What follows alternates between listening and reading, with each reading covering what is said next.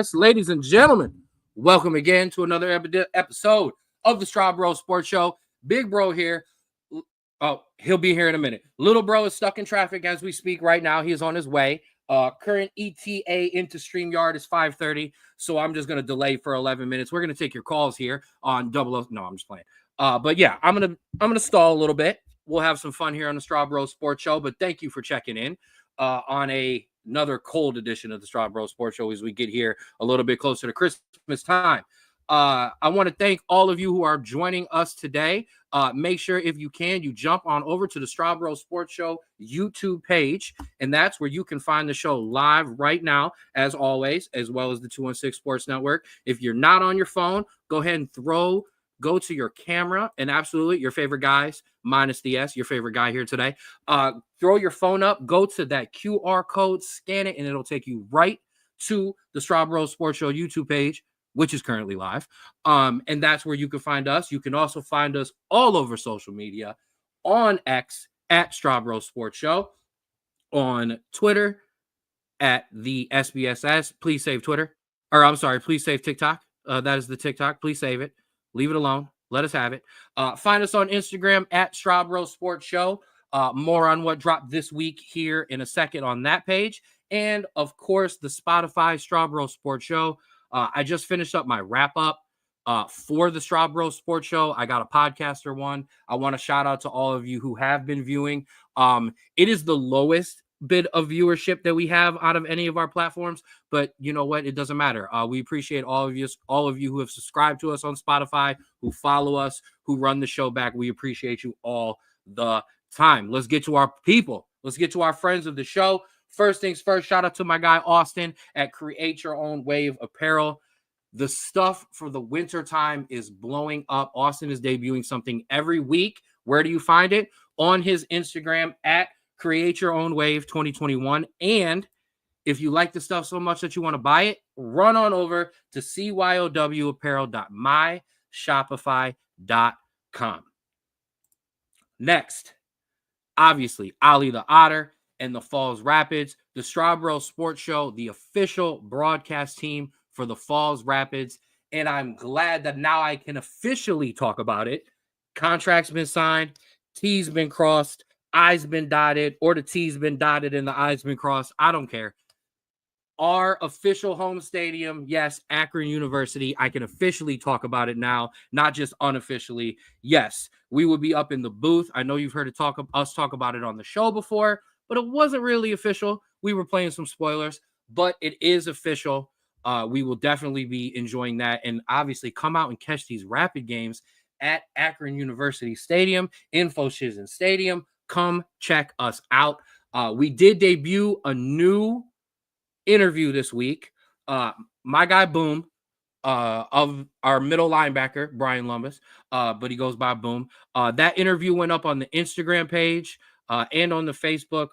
Look out shortly. The Falls page itself is going to be cooking up some of these interviews that I have and kind of repackaging them and, giving the players a nice shout out too. So check out those as well.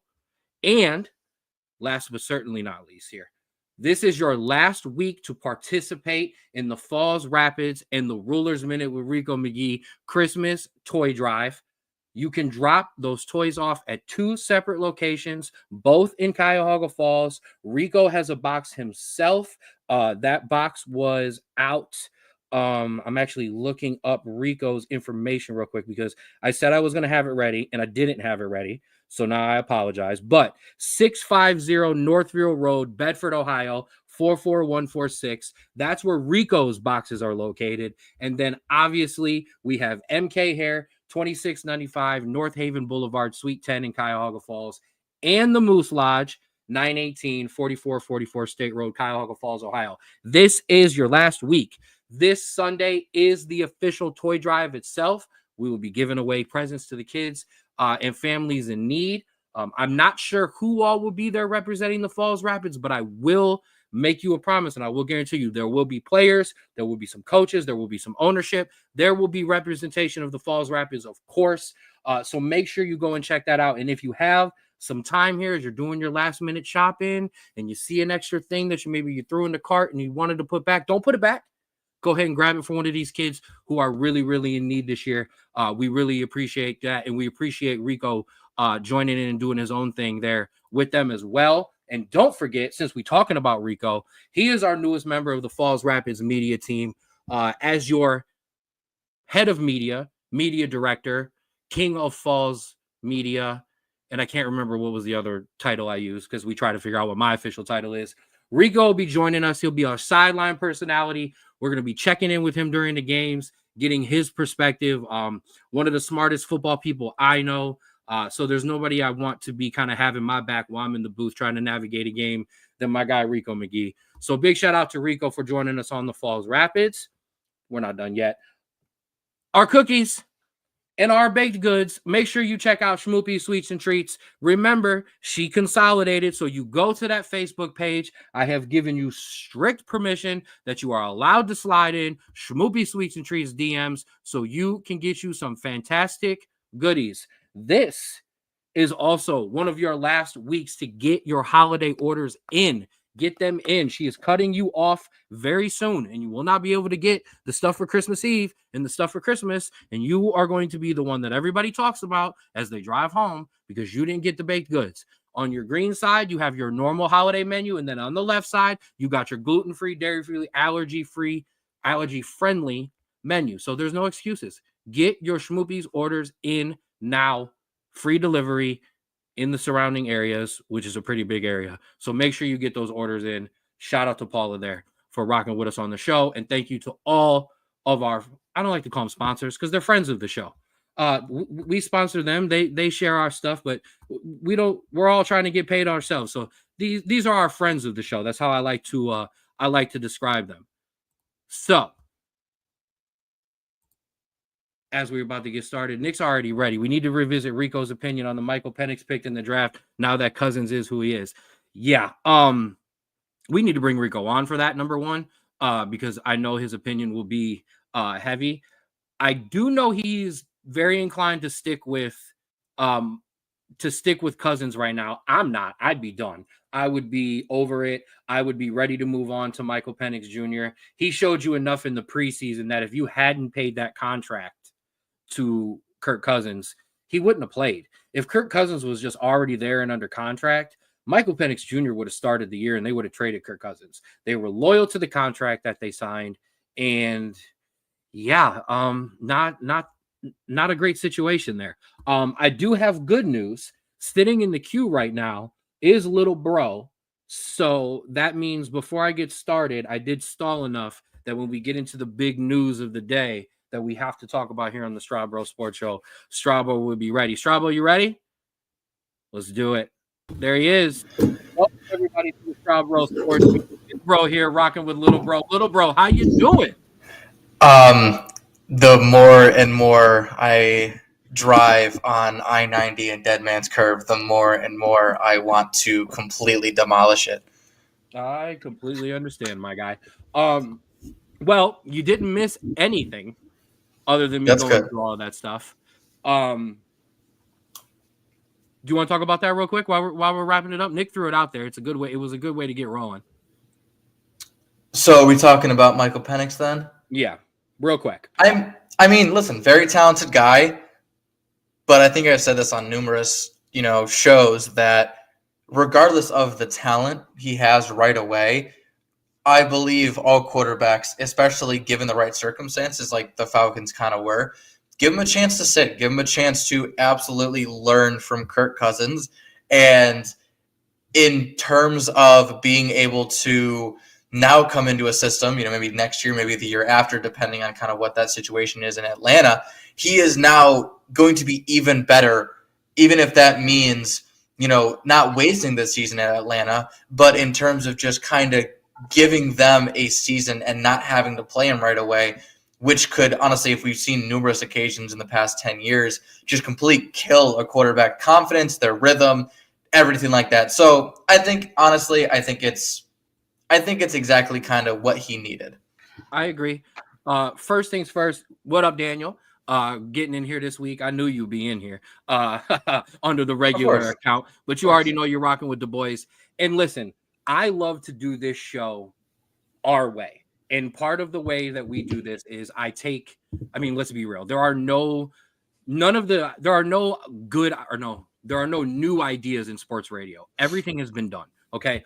All of us are all taking the same 25 ideas and remixing them in our own little way. So we remix ours in the Straub Sports Show way. One of my favorite shows is the Dan Le Batard Show. One of their biggest things is pulling back the curtain, peeling back on the sausage, letting you see how the sausage is made and letting you see how this works. So I already gave Nick a shout out in my message group, but I'm going to give him here on one online. The man knew I was absolutely floundering by myself and I wouldn't know where to go. So my man gave me the best 92.3 sports question to then go to the calls with. So big shout out to Nick for helping me stumble my way through that. And then, yes, exactly what you were talking about. He echoed that, the I love the Jordan Love, making it a franchise better move to let the guy sit. But speaking of the NFL, let's get into the news. Something that we talked about last week profusely on this show has now blown up everywhere today. North Carolina has officially signed Bill Belichick to be their head coach. And before, because I'm letting everybody know now I'm in a punching mood today. So before I take down all of ESPN, how do you feel about this news? Because I'm excited. I mean, listen, having a having a head coach of that caliber coach a team in any division is going to be exciting. NFL, college, high school, whatever.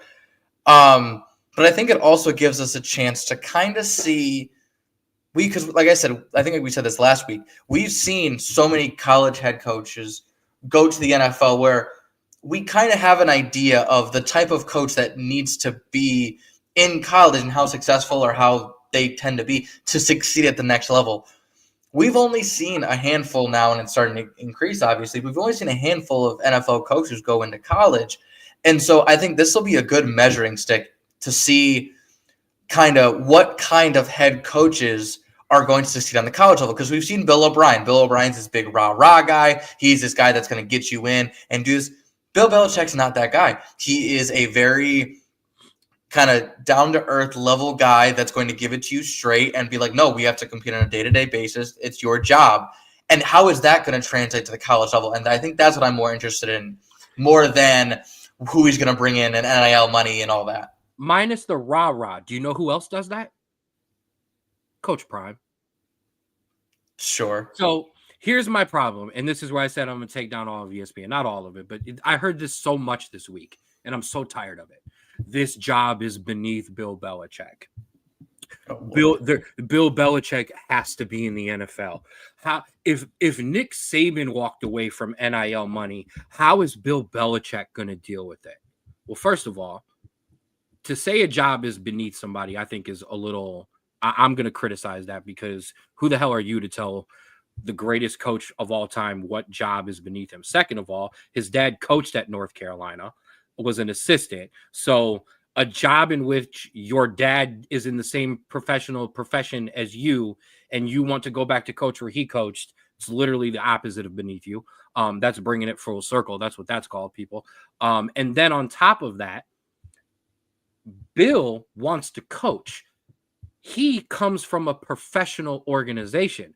The coaches you see running out of college football are longtime coaches who have only coached in college football under the era of I'm king, you do what I say or nothing, and there is no money for you unless I slide it in this McDonald's bag and I decide to hook you up with it. And if I don't, too bad, you have to go sit out a year to go play somewhere else. And now that you took some of their power away, Nick Saban, dictator of them all in college football, great at it, but let's be honest, Nick was a dictator at Alabama and at LSU. He ran it and it was his way or you got the hell out.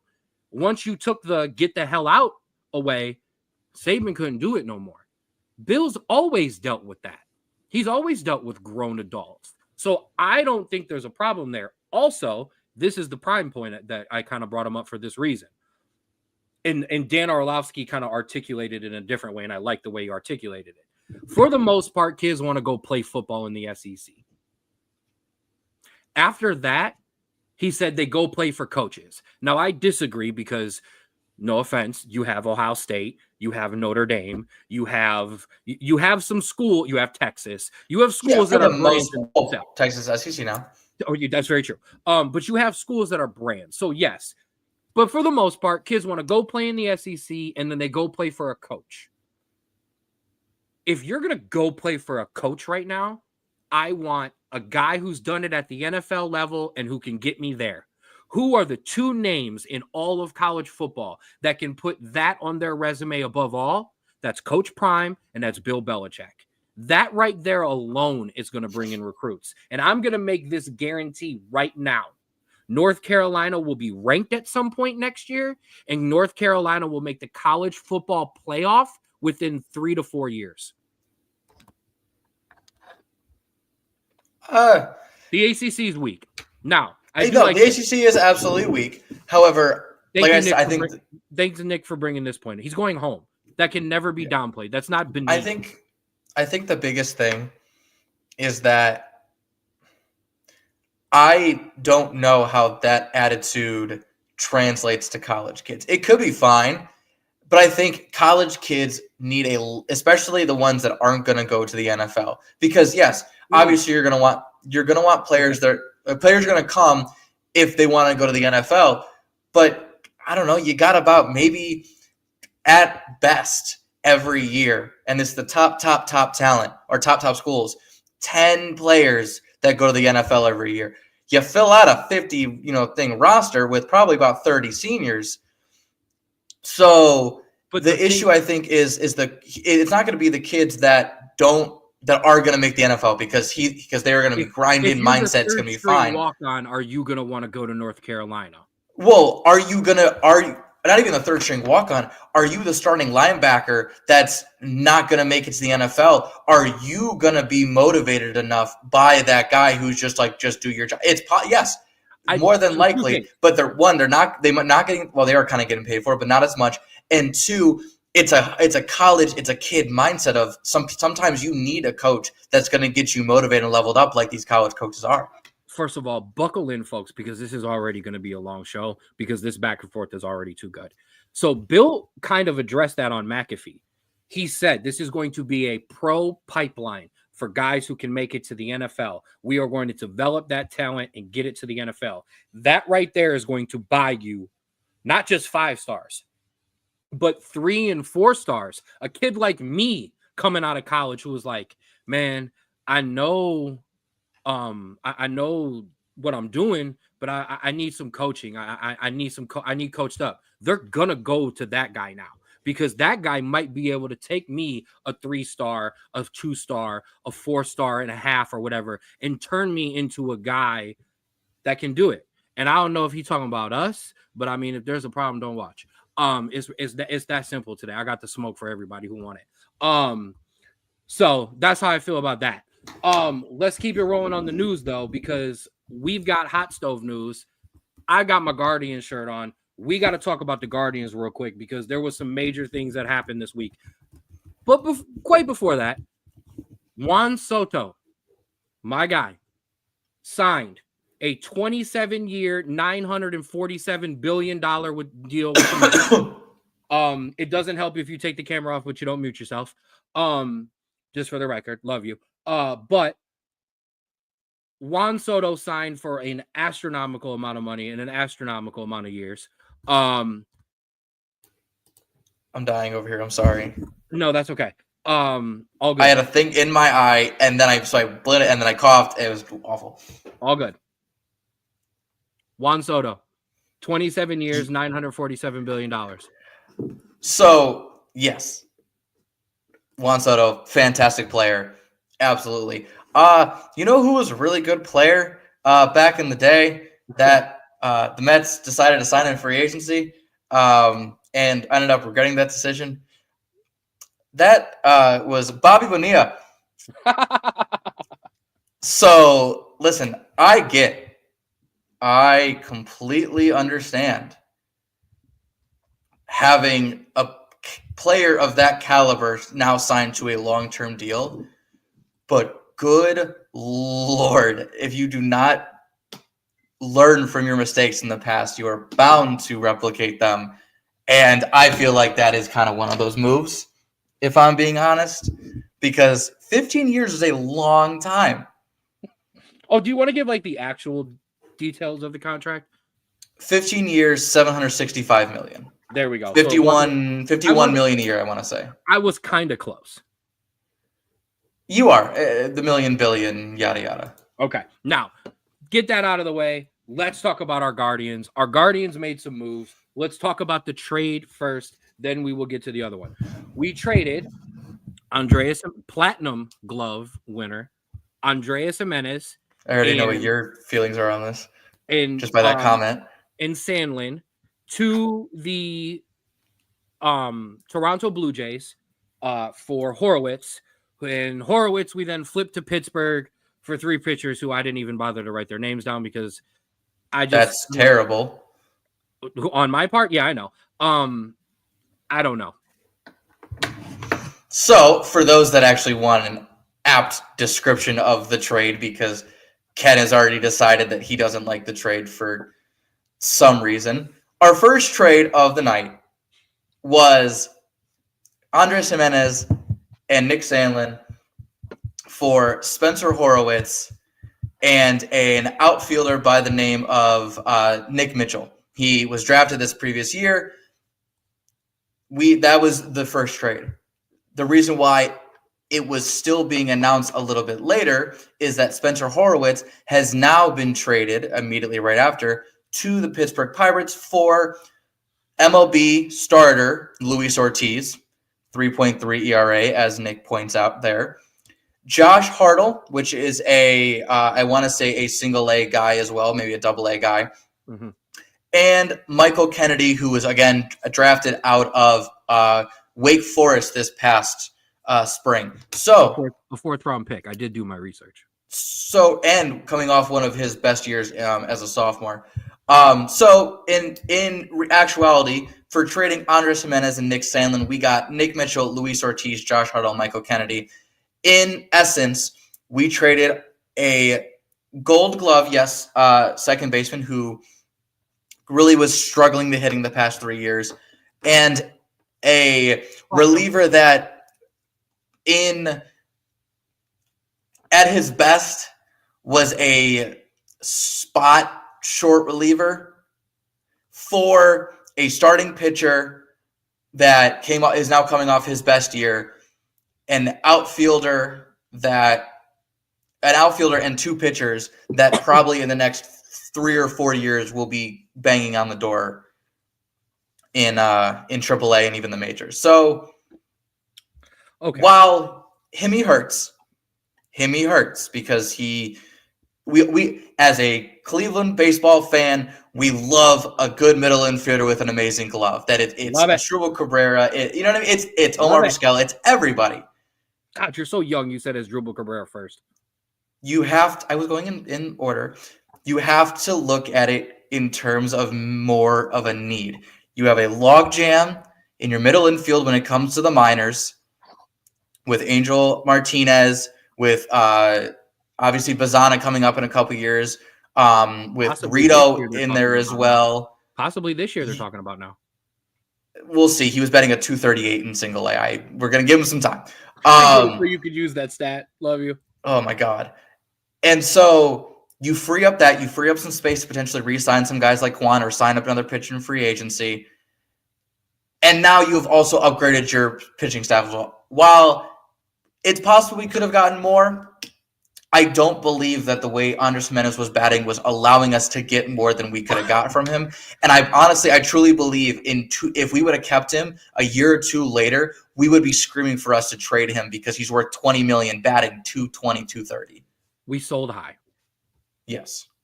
Technically, excuse me, selling high would have been selling him technically when the trade rumor started, and that was when he had his best hitting year. And I think that was 2 years ago. When we re-signed him.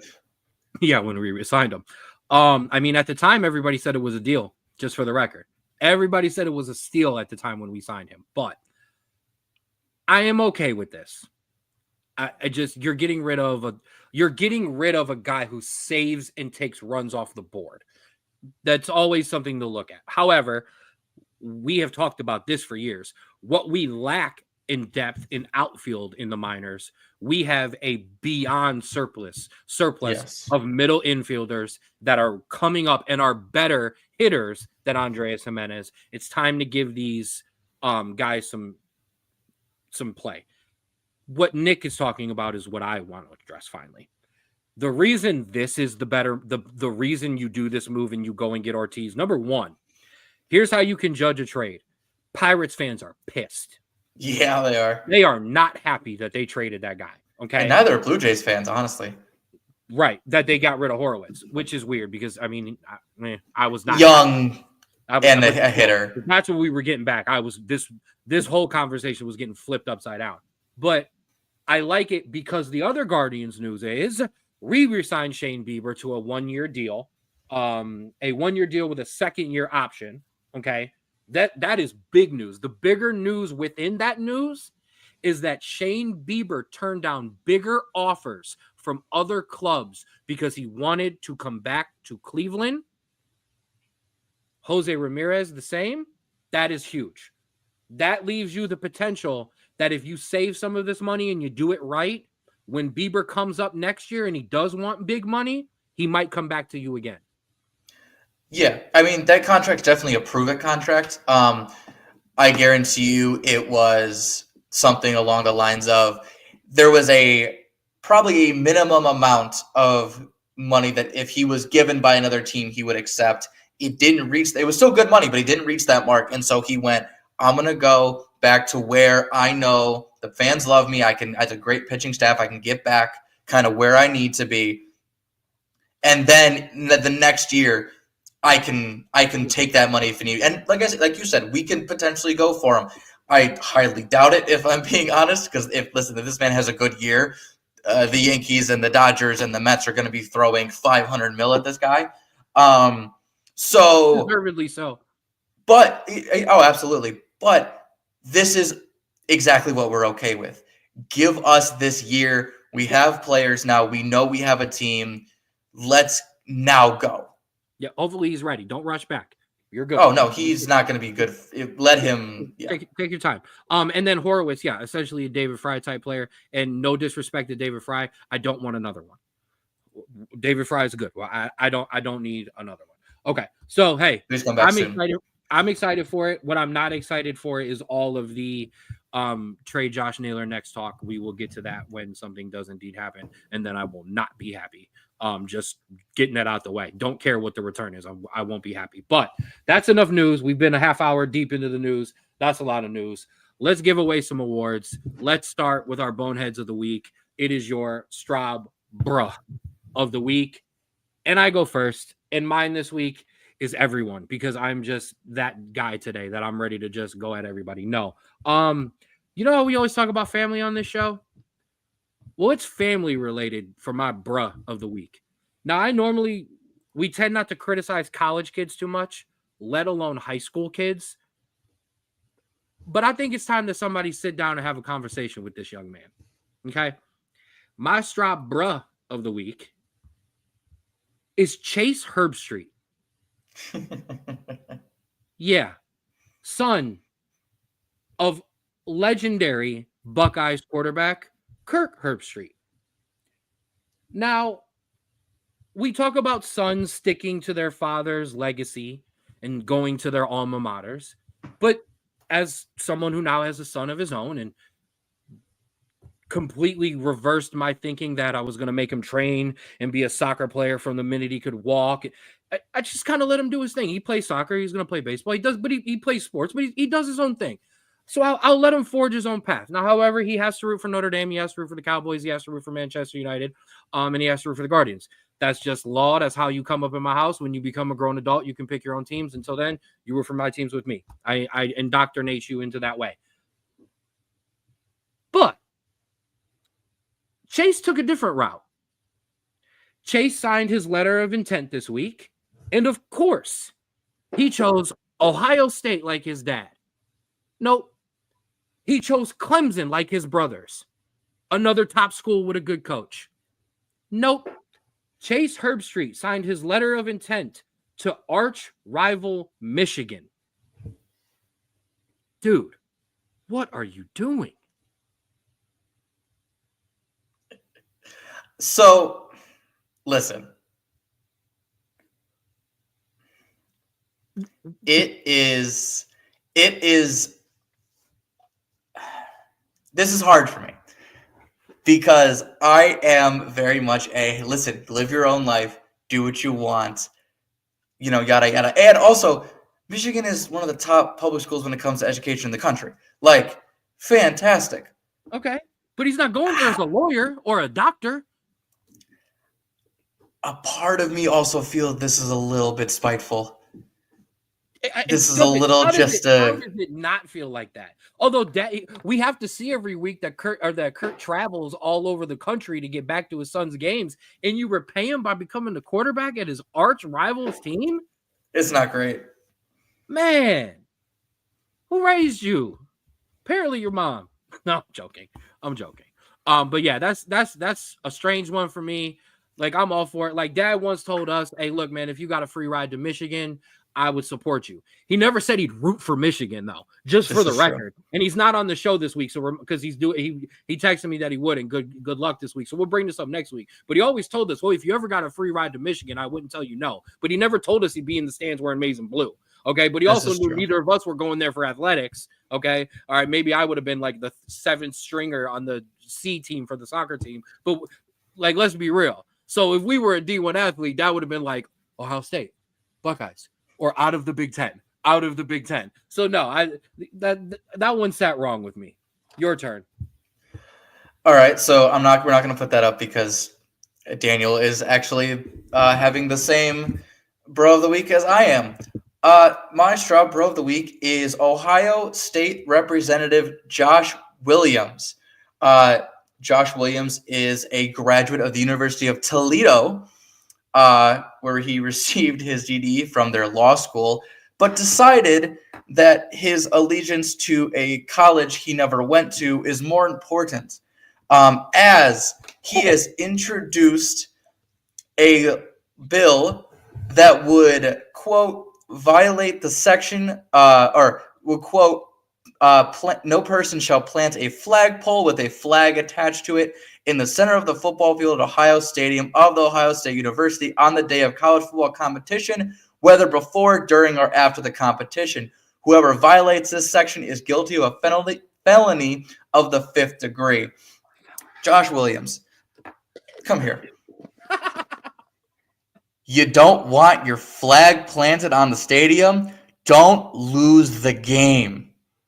Listen, I am all for being, upset that your team lost and that your team continuously cannot get it done against 500 opponents now, apparently. Not even just when Michigan is good, when Michigan is subpar. But that does not give you the right to act like a baby and act like if this was done on the other side at Michigan Stadium, I guarantee you'd be tweeting out absolutely, and that's what they get, and don't lose the game if you're going to get so upset about it. This is, one, probably 100% for show and to get his name out.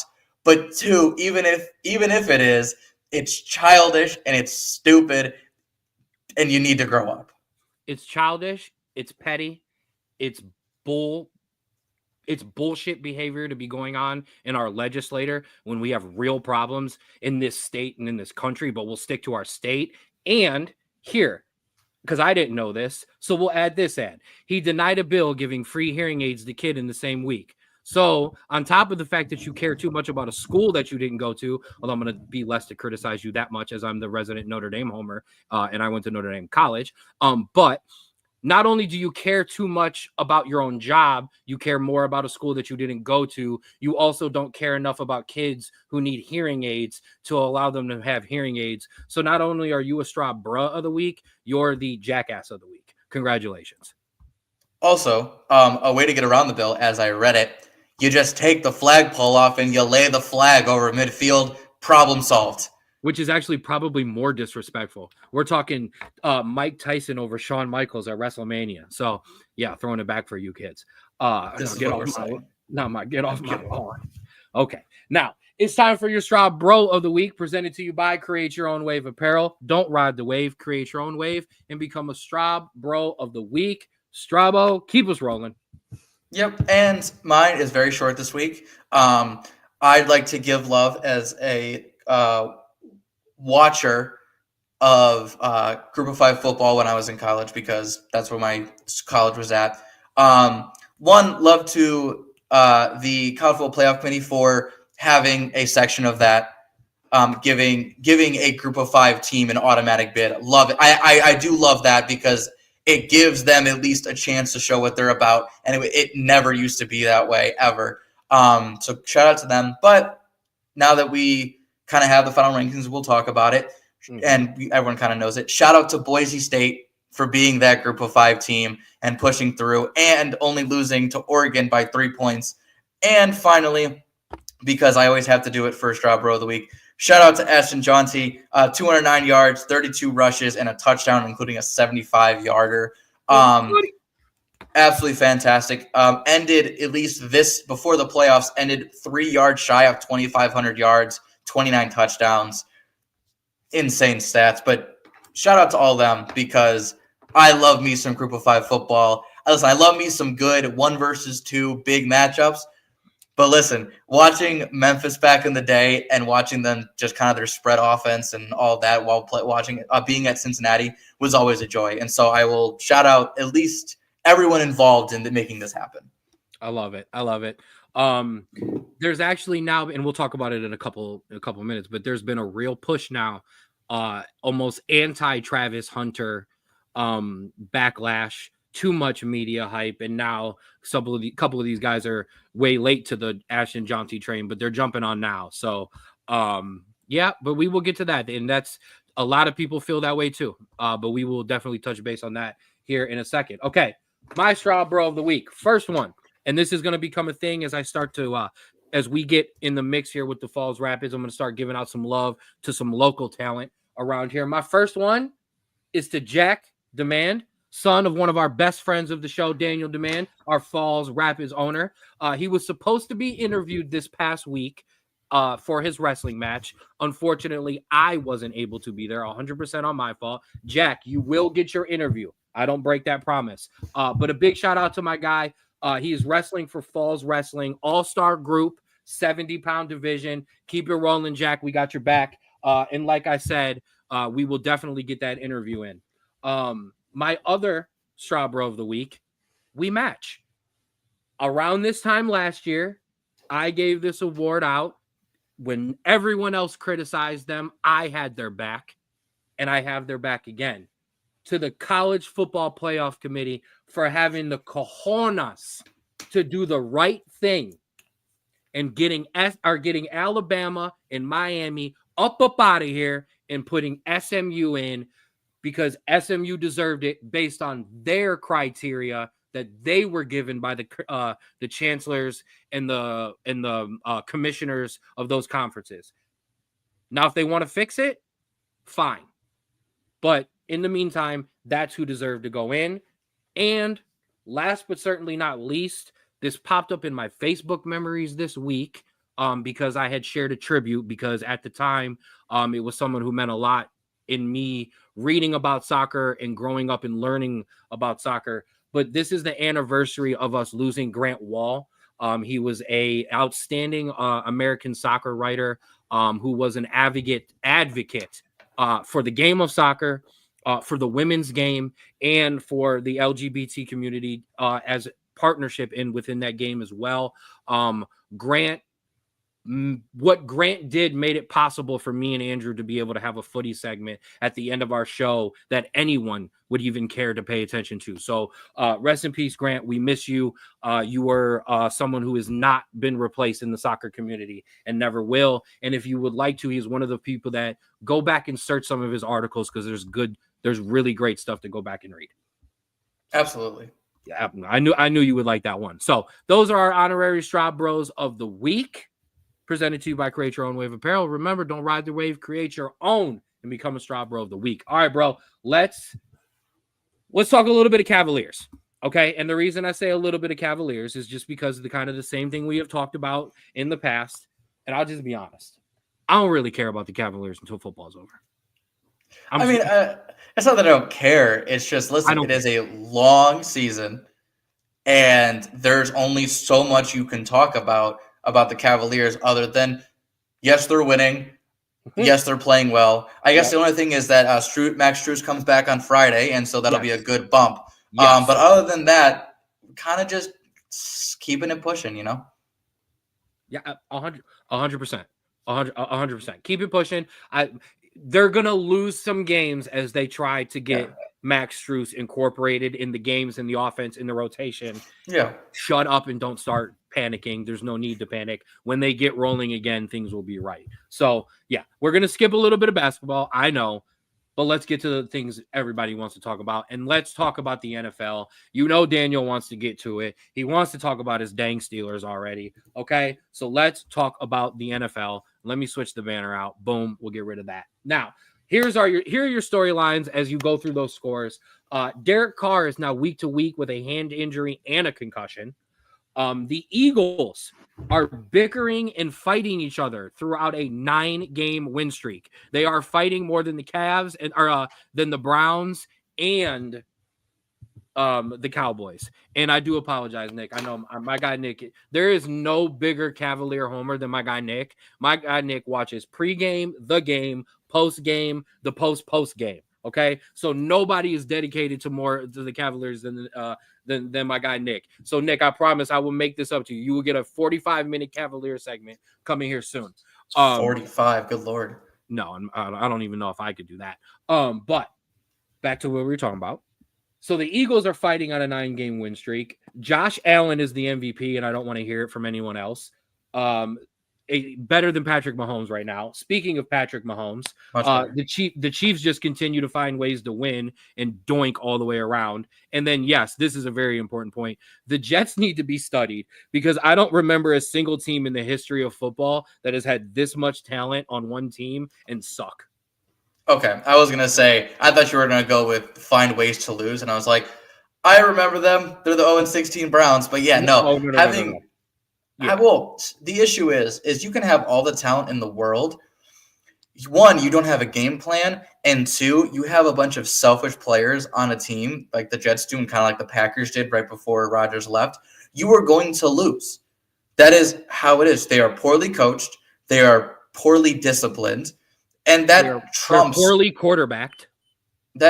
See, I still think Rodgers is a very good quarterback. Unfortunately, he's one of those selfish guys that I was talking about where he wants his own stats. He wants his own way to do it. And if he doesn't believe that it's the right way to do it, he just changes it and complains. And so that is the issue that you're getting at here is that you have a team that we've seen time and time again can have a crap ton of talent, but if you don't have the family and the cohesion that you need to have in a football team, you're not going to win. No, and he didn't want to come to you, so stop, okay? He didn't want to come to Pittsburgh. He wanted to go play with his boy. I said this. I don't think we had a show at the time. I said this when he first left Green Bay and he signed the contract with the Jets. My exact quote, and I blasted it all over Facebook. This finally proves to me what I had known all along. Rodgers is the opposite of Tom Brady. Rodgers wants to win, but he wants the money and the credit. He does not want a great defense and great wide receivers and a great line and a great running game. He wants an average. Well, he wants Devontae Adams, and then whoever else he's got. Where's Thielen or where's Jones? We'll call those guys back in. He wants those guys there so he can make all the throws. He can do everything. He can get all the credit and he can have the money. He wants to win selfishly. He wants to win though. There is a difference. And he finally proved it when he left Green Bay because there was this, Rodgers is such a team. No, he's not. I'm sorry. No, he's not. He is a me guy. He just happens to be the most talented damn person who's ever played the quarterback position. Like, he makes throws even now that Mahomes and Allen can't make. The guy is amazing. There's flat out. even in an old age, but he only cares about doing it under his way, not the winning way. And they'll never win again, and he'll never win again if that doesn't change. No, you're absolutely right. And the issue is that he's only won one Super Bowl, right? Yep. And that was because he got defense. lucky and they drafted a great defense. They didn't sign a player in free agency. That defense was young.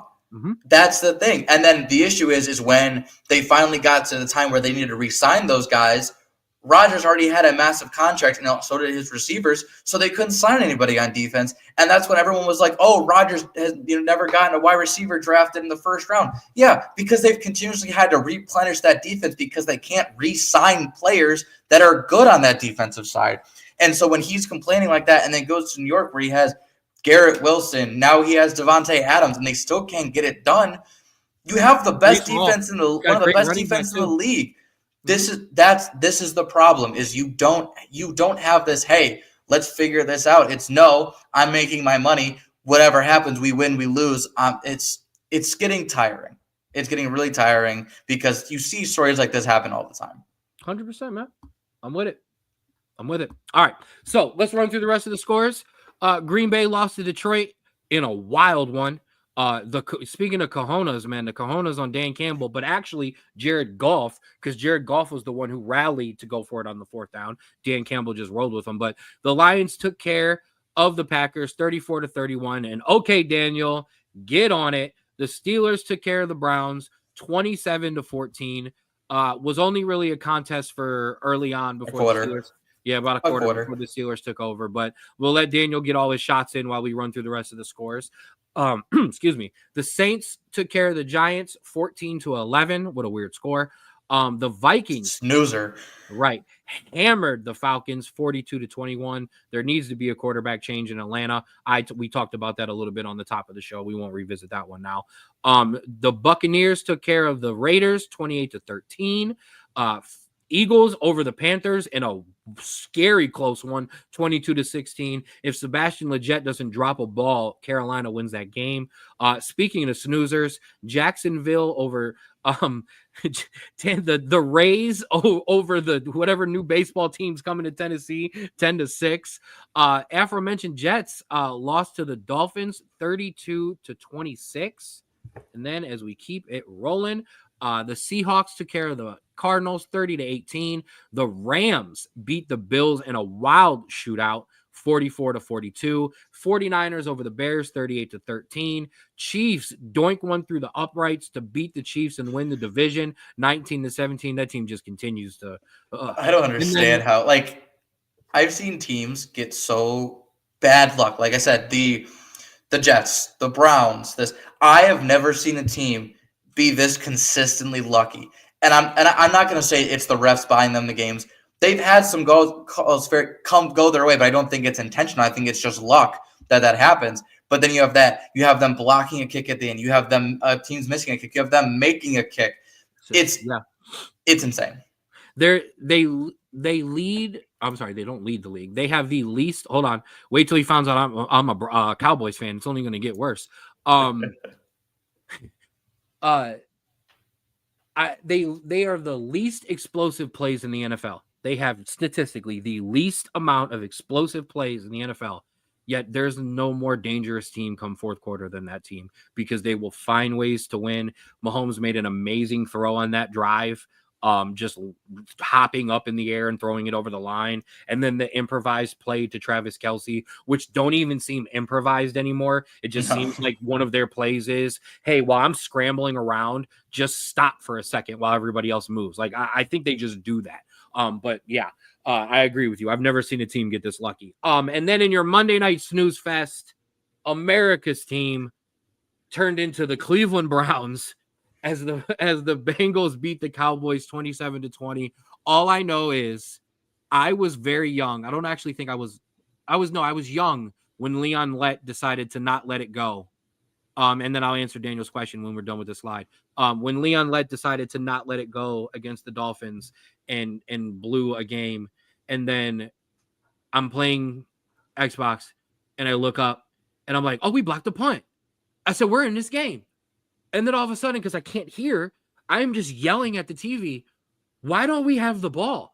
Why don't we have the ball? Wait, what happened? And then I see what happened on the replay, and I'm just like, yeah, this is my season. Come on, Dion. Come on, Shador. Teams on a bye this week: Ravens, Broncos, Texans, Colts, Commanders, Patriots.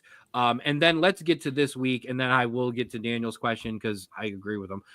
This week, we kick off tonight with a divisional matchup. We've got Rams at San Francisco, and then those aforementioned lucky-ass Chiefs come on into Cleveland as they take on the Browns. We've got Ravens at Giants, Jets at Jacksonville. Maybe they can get a win finally there. Cowboys at Panthers. Snoozer. Bryce Young about to tear us up. Commanders at Saints. Bengals at Titans in a game nobody wants to watch. Dolphins at Texans. And then our rest of our Sunday slate: Colts at Broncos, Patriots at Cardinals. Ooh, a good one. We've got Buffalo and Detroit, Tampa Bay and the Chargers. Another good one. We've got the Steelers and Eagles, Green Bay and the Seahawks, Bears and Vikings, Falcons and Raiders in a Monday night debacle of a doubleheader. I don't think there'll be a Manning cast for that one. That's for sure. But that is your next week's slate. Hey, Mike Tomlin. Yeah, go ahead. I will say, because this is solely Homer bias, this is most likely Desmond Ritter's revenge game against Atlanta. I will be tuned into that one. Man, I'm watch my quarterback. I'm watching the Red Zone channel, everybody, on Sunday, as I do. I call it football crack because it's literally what it is. And I hear him say, and Desmond Ritter has come into the game, and I literally just start screaming in the living room. I said, "Where is Drew? Where is Drew? Somewhere Drew needs to be watching the Saints game because the Raiders game because his boy Desmond is in." All right, let's move on. He's inevitable. Mike Tomlin, Coach of the Year? See, the issue is regular season, I think so, absolutely. Because I would have given it when he almost went undefeated. Daniel had your back there on Desmond. Absolutely. And I'm now going to shit on his coach. Because, listen, I would have given him the one in 2020 when they almost went undefeated and then they lost a couple games and stumbled because the regular season was fantastic. But the unfortunate part is that as soon as the regular season's over, if he doesn't make it past the first round again, all this again is for naught. Because that is not the Steelers' expectation, is to have a good record and make it to the playoffs. Because they have 6 Super Bowls. Your goal is to make it farther. And so if I'm talking from a Pittsburgh perspective, if I'm talking from a Pittsburgh perspective, he doesn't win Coach of the Year in their eyes until they make it to maybe a divisional, if not an AFC championship game, because that's their expectation. So, yes, the answer is yes. Okay. But also, I don't believe that Daniel himself believes that Mike Tomlin is the Coach of the Year until he does more in the playoffs. Because last time I checked, the Steelers fans don't give away the NFL Coach of the Year, and it is a regular season award. Absolutely. It is not a playoff award. So all of a sudden, we completely move the goalpost like we do with other athletes, like we do with LeBron. We move the goalpost here because we didn't want to give. No, he's the Coach of the Year. Give me another coach in the AFC. No. What I'm saying is, I would say NFC. I would say the Commanders. Yeah. But AFC, it's a Quinn Campbell heat for Coach of the Year. Yeah, I would say the issue is that Andy Reid and Sean McDermott unfortunately suffer from success bias, where they have been good for too long. Where this one, he's bringing a team that has been it's the same coach, but he now has finally talent to do it. But yeah, other than that, yeah, I agree. Okay. Hey, I was just throwing it out there. Do you agree with what I said at the top of the notes for this? Josh Allen is your MVP. Yeah, no, I think that these past 2 performances it was close with Lamar. I also believe that I also believe that Barkley should be represented more than what he's been given. But I think these past 2 performances has exploded Josh Allen to the top. 100% agree. All right. So that'll do it for the NFL. Now, there was a huge week in the college football world. the college football playoff rankings, the final rankings, the official rankings came out. And I know some other shows have tried to copy us, but we are your official college football show. And we are here to let you know what went down. Cue the graphics, my guy. So it was conference championship week. So we had some tickets punched. Boom. Let's start here. In the MAC, Oof. Ohio took care of Miami. Yeah, 38-3 as Ohio wins the MAC championship. Hurts my record even more. Right. Jackson State, 52-12 over Western Kentucky to take home Conference USA. In the Mountain West, Drew already gave him a shout out, but yes, Boise State punched their ticket to the college football playoffs with a win in the Mountain West Championship. Army, man, so close and deserved much, much, much more respect. It's because of you. It's because of you. I know. The only time they played a real team, we demolished them. But Army took care of Tulane 35-14 to win the American in their first year in the American. In the Sun Belt, Marshall took care of Louisiana 31-3. Apparently, half of Marshall's team has now entered the transfer portal. I will not be talking about the transfer portal for a couple weeks. I'm just letting everybody know. Like just no. I'm not doing this again during bowl season. Although we have to look it up, yeah, because 27 people per team are going to be in the portal. I will say, funny thing, mentioning Boise State, the 5-star quarterback that transferred there, Malachi Nelson, has entered the transfer portal again. So we will see how that goes. Well, yeah. I mean, listen, if you have a team that's playing this well, it happens. He was mad. All he had to do was hand off. And then the big ones, the Big Ten championship game, Oregon beat Penn State 45-37. But Drew, you've been a hater all year. You put some respect on them Nittany Lions. I'm going to say something I haven't said entire season. Shout out to Penn State for keeping in this one and actually making this a good game. You impressed me. I didn't get to watch the first half. I was busy doing stuff. But Christmas lights with me. Yeah, but I took a look back and I went, oh, Penn State's still in this. Okay, I'll take a look. And they stayed in it. Because usually in the second half, Penn State loses it. Oregon pulls away and you go, there's the Penn State. No, they stayed in it. They were really close. And Drew Allard looked so impressive. Got a shout out. I can't remember who they shouted about a quarterback. Shouted him out, like an ex-legend quarterback. Shouted him out for his performance. So props to Penn State. Drew Allard draft stock on the rise, big time. Absolutely. Sophomore though, only. He's got one more year. Yeah, but still, the stock is on the rise. Yeah, shout out to Penn State for making Oregon earn it. Oregon had to come out and earn it. Oregon, another team winning a championship in their first year in their conference as they take home their first Big Ten championship in their first year. Another team taking home their first championship in the battle of two teams who had never won the Big 12. Arizona State took out Iowa State behind a great game by their running back, whose name I have forgotten now that I had it in. A guy who claimed he wanted to be in the Heisman and he was going to be the first running back taken in the draft when none of us have heard of him until this week. But shout out to him. All the confidence in the world. He said nobody can beat Arizona State right now. So, man. Dude, I will say, luckily we played them early because we beat them early. But this team it's a team that we talk about when we talk about March Madness. It's a team that is the most dangerous because they are coming into this playoff, probably one of the most hottest teams in that 12. And so, oh boy, you better watch out for Arizona State. Cameron Scatabo. It is. I had it and then I lost it because I didn't write it down. I was like, I'll remember that. He was a beast against us too. But I would say, luckily, we had to face their backup quarterback. Spoiler alert: he did not get invited to the Heisman ceremony. And then in our last two games, probably two of the best games. The SEC championship, Georgia in overtime takes out Texas 22-19. Georgia, back when they're backed against the wall, one of the most dangerous team in the country, flat out. And then in the ACC championship game, on a last-second field goal in a game in which they were completely in control in the first half until SMU stormed back in the second half, Clemson punched their only way into the college football playoffs with an ACC championship victory, 34-31 over SMU.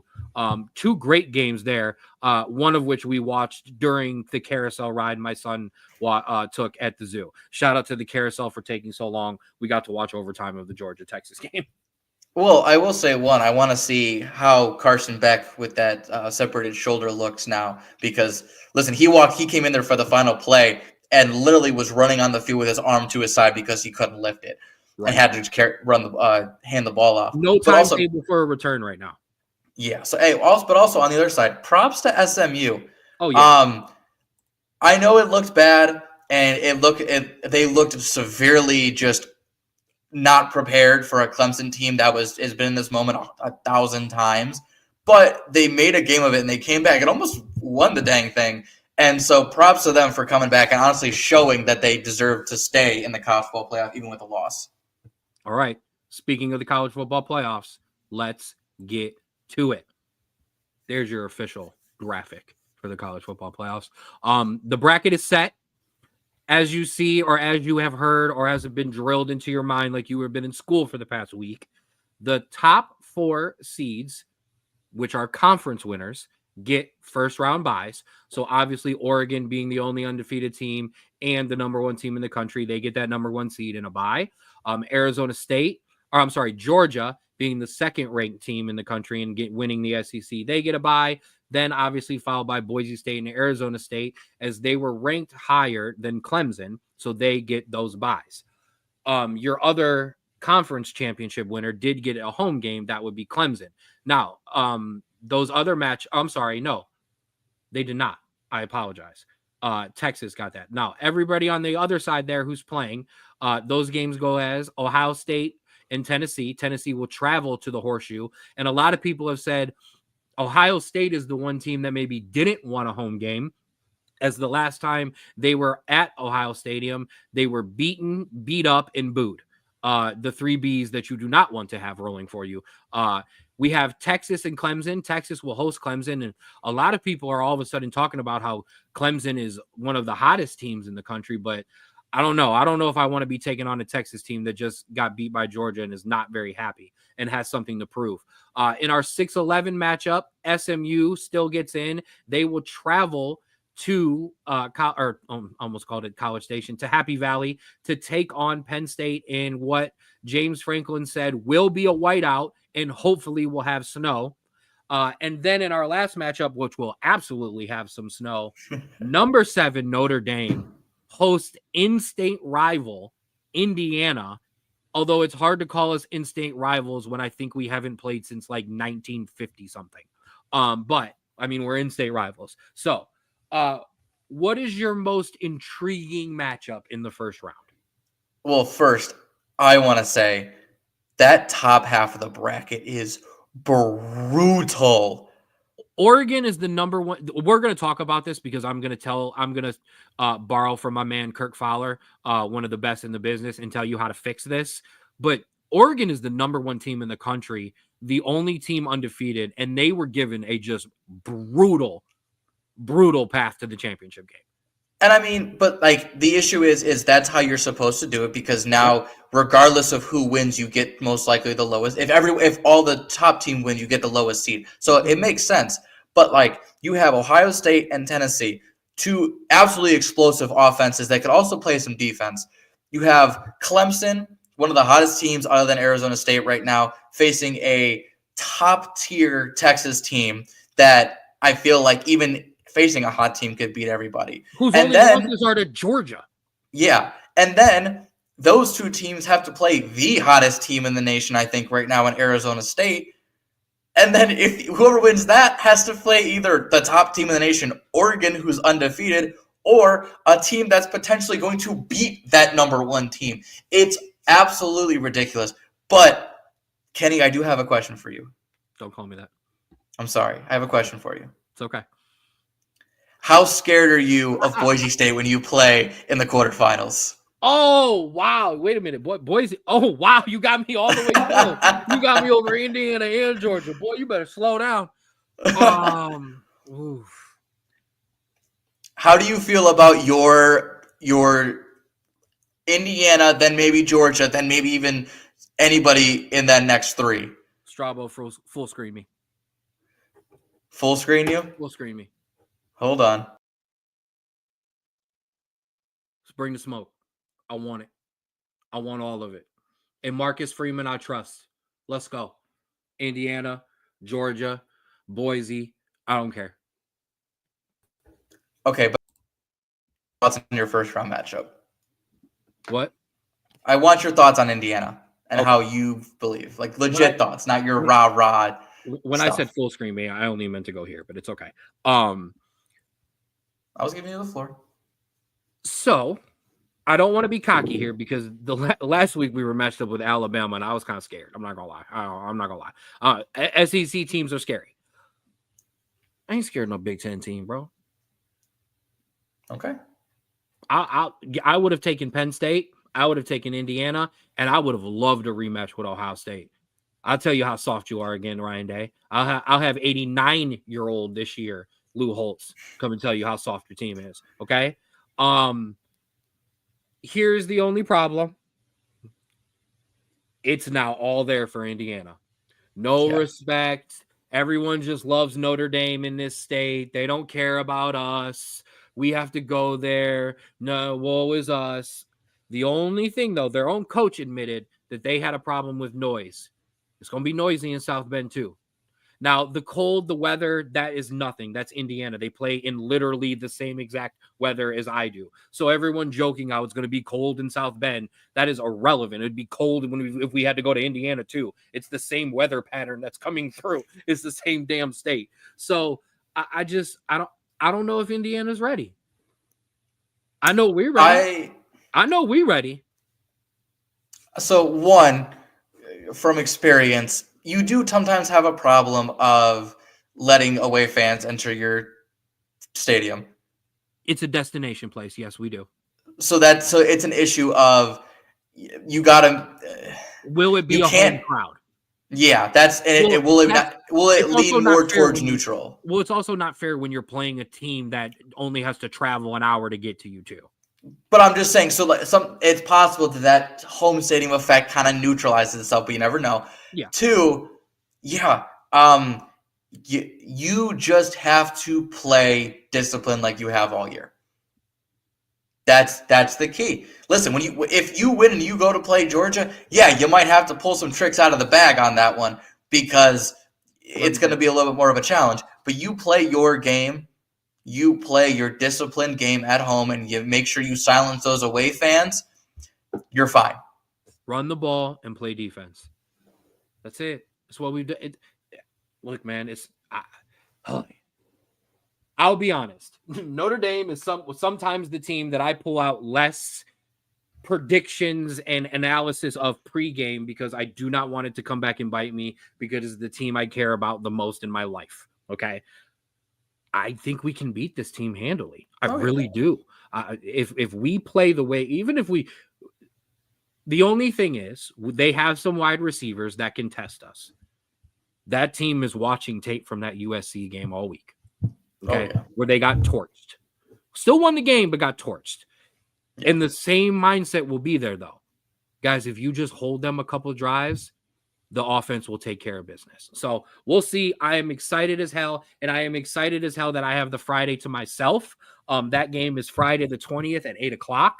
Yes. All by myself in prime time. And then the other three games are scattered throughout your Sunday. I do believe the prime time game is Ohio State and Tennessee. Tennessee. So I do believe that's like a 3, 5, and 8 o'clock kickoffs. Noon, 4, and 8. We got the or none of what I said. That works too. So yeah, SMU Penn State at noon, Clemson and Texas at 4, and then Tennessee and Ohio State at 8. And then honestly, right away, the winner of that Penn State SMU game plays Boise State on Tuesday. Oh, that's a tough turnaround. 3-day turnaround. I will say this: SMU or Penn State is done a disservice by having to play that whiteout game at noon. Yeah, it's a great atmosphere, but a whiteout game at noon is not a whiteout game at 8 o'clock at night. They're not built the same. So, and the weather might not be as bad either, depending on what it might be. So, or maybe it's worse if it comes in Friday night. But that's a little bit of disservice to Penn State. That actually helps SMU. It's a little tangent here, which I think hopefully we don't get too deep into, but it's possible. The national championship game is January 20th, right? Yes. So that means in a month, in a month span, you are playing 1, 2, 3, 4, 5, 6, 7, 8, 9, 10, 11, 12 games in total. But then if let's say you're at Ohio State and you make it all the way, you're playing 5 games in that span. That's really tough. And so it makes having those top 4 seeds really, really count. And I think teams will start to notice that now. Yes. And potentially you'll see teams vying for those top 4 spots a little bit harder than they were this year. Well, remember, Drew, this is college. We care very much about these kids getting to class and getting their education. Moving on. Now, it's Christmas break. Absolutely. Now, let's fix the college football playoffs. Fine. We have 12 teams. No. I'm sold on 12 teams. That's good. These are 12 good teams. No more conference championship first round buys. Okay? A conference championship should guarantee you a spot in the field. The same way in the NCAA tournament, a conference championship guarantees you a spot in the dance. If Duke wins the ACC, but is the 25th ranked team in the country, they don't get the number 1 seed in the tournament because they won the conference. So next year, and it'll happen, I guarantee it. This needs to change. Arizona State, Boise State, and Georgia should not have first round buys. Oregon, Georgia, and then Penn State, and technically Notre Dame. The top 4 ranked teams. I see why you want to change it. No. It's not just Notre Dame. I'm kidding. I'm 100% messing with you. It is not. Because I'm not going to get one anyways, but whatever. Those teams should have the first round bye because they're the best teams in the country. The best teams in the country should get a bye. Clemson almost got a freaking bye. That's unacceptable. They barely. But they didn't. But they could have. They barely made it. And I'm sorry, Arizona State's not good enough to get a bye. Oh. No, they're not. They're playing I disagree. But they're not ranked higher than Penn State. And I'm sorry, right now they're not better than me. I believe that the only way to fairly do this is because if you change it into the top 4 teams in the country, you again run into the issue of 100, depending on what conference doesn't get it in the top 4, of complaining about bias. Because then it's possible you have 3 SEC teams in the top 4 or 2 in the top 4. This allows for a little bit of a more balanced look at things where you won your you won your conference, you did what you were supposed to do, and if you were not Clemson and barely got, because a team like Clemson is never going to get that top spot because you are going to have a very highly ranked SEC team in there. You're going to have a very highly ranked Oregon team in there. Clemson's had the number 1 spot before. Ken, I'm saying a season like Clemson's right now, a team that does that is never going to get a top 4 spot because you have an SEC team that's going to take one of those, a Big Ten team. The Big 12 is probably going to be one of those, and the ACC is going to be back to being like how it is with a Miami or a Clemson having a 1 or 2 losses. And then either a group of 5 or your Big 12. It's not unfair to say that these teams get this bye for doing what Ohio State didn't do, Tennessee didn't do, Indiana didn't do, which is win their conference. You should be rewarded for something like that. Yeah, but these conferences are not built equally. So getting to a championship game hear me out. Let's say that Ole Miss had missed out on the SEC championship game by 1 loss because they had lost that game to Georgia or whoever. Okay, even though they smoked Georgia, and LSU was sitting there ranked higher than Georgia. Okay, but just didn't get into the SEC championship game. You're telling me that if Georgia was average, they should still get a bye over a team that is nationally ranked higher than them and is better than them? Yes, because I assume they beat somebody that was better than Ole Miss. So hear me out on this then, okay? Let's say that Iowa State and whoever in UNLV Okay, 1. Sure. Okay. So Boise State had lost, Arizona State had lost. So Georgia, Clemson, Iowa State, and UNLV are your conference champions. UNLV wasn't going to get it one. Well, if they won the conference championship, they would have gotten it. Would have been So probably Army. that would have meant, okay, well, we can take Army. So that would have meant between Iowa State, Army, and Clemson, those 3 teams, 2 of those deserve a bye over Texas, Ohio State, Tennessee, Penn State, and Notre Dame. Yes. I can't rock with that.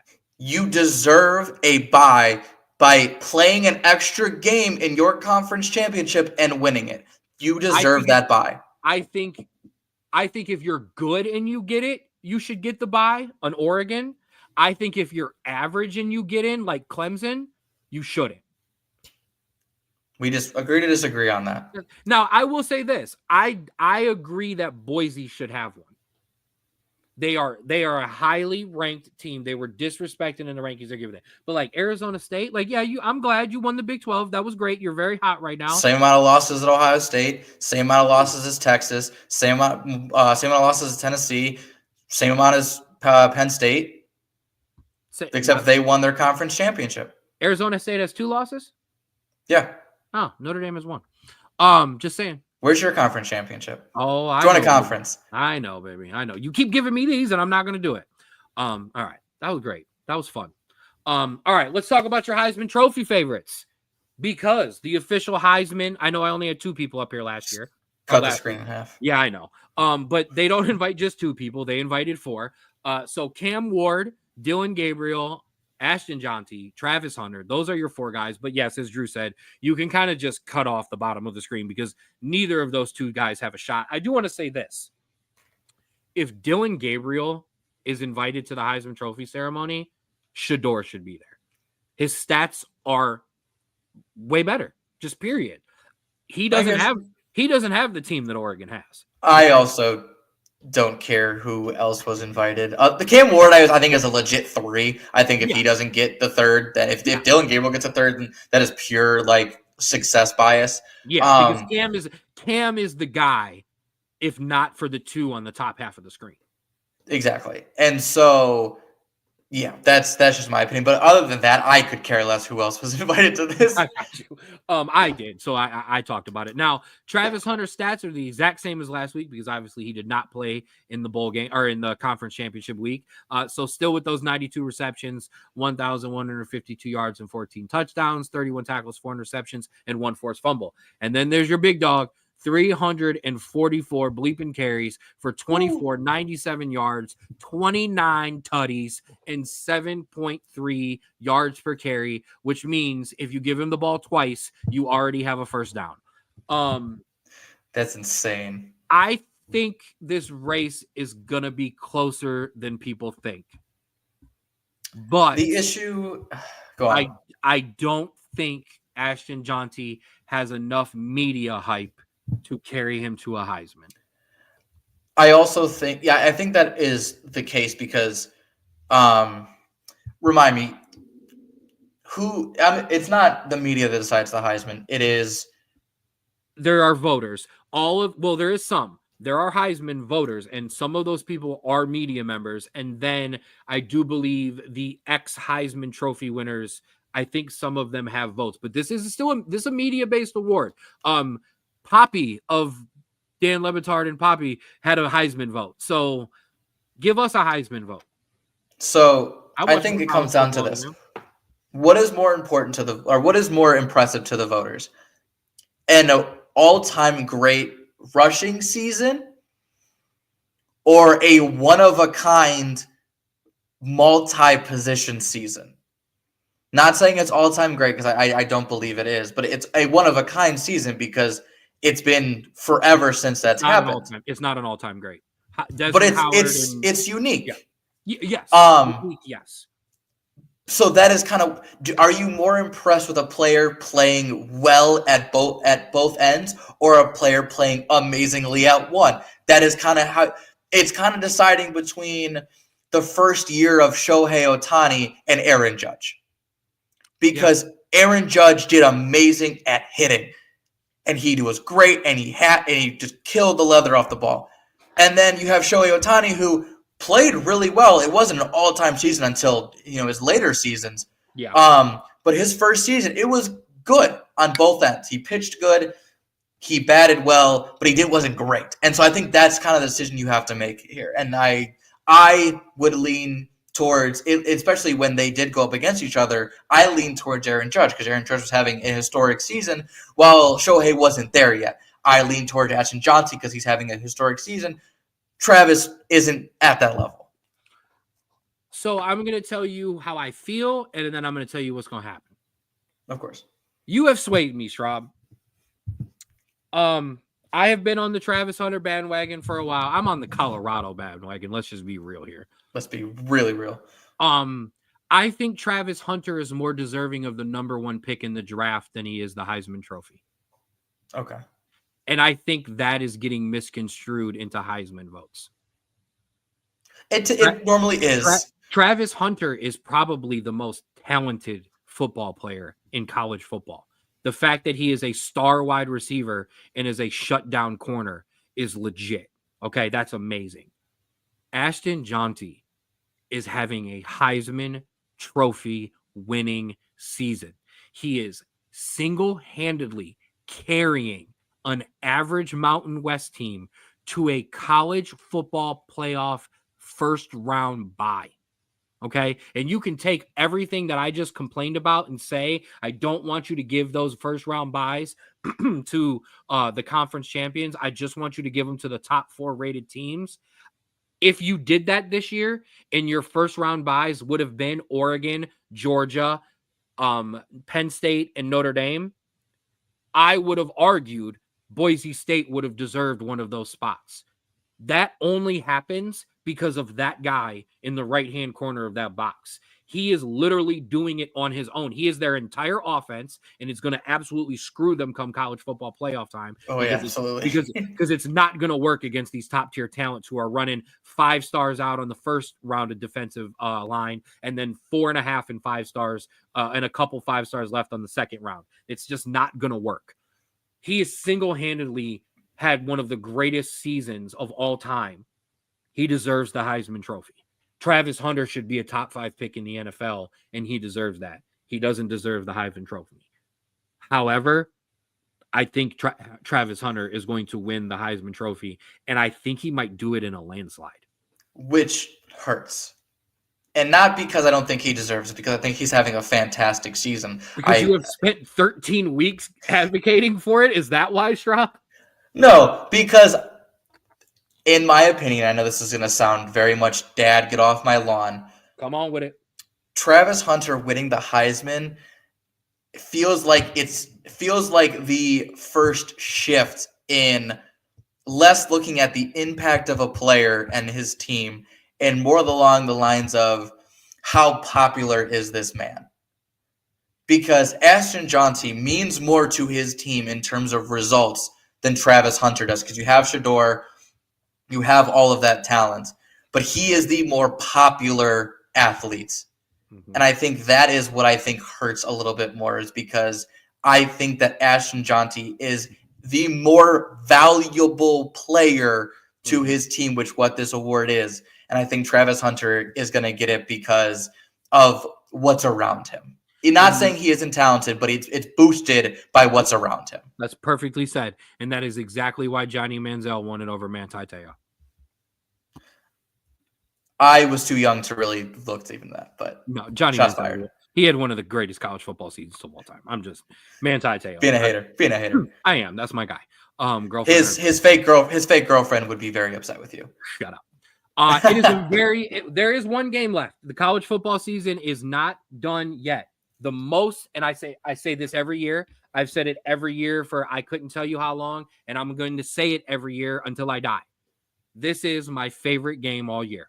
This is the most important college football game every year, the most tradition. It's the best game ever, and if you don't agree with me, I do not give a flying F today. It is not the day to disagree with me because I'm here for the smoke. All right, but Army versus Navy. I do want to point out, I don't care if this graphic gets shut down because I had to steal these. Look at those uniforms, baby. Right. They put on the greatest uniforms all year. Shout out to those Navy uniforms, man. The Bones. The swashbuckler, man. Yes, Woo! man. That's a big shout out to Stall while I look these up. Listen, that's fantastic. And the Shamrock, I think, on the Army side, Yes, is I love it.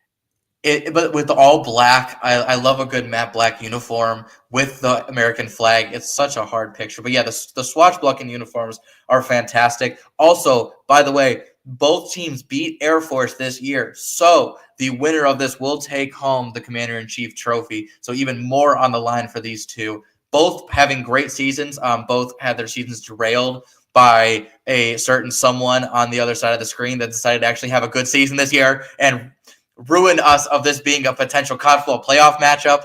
I will never forgive you for that. As Navy 8-3 and Army 11-1 and ranked, absolutely despicable behavior. And I'm sorry, and I demolished both of them. Yeah. Army, the Black Knights will be honoring the 101st Airborne Division. If you are familiar with the story or the show Band of Brothers, they highlighted them there as well.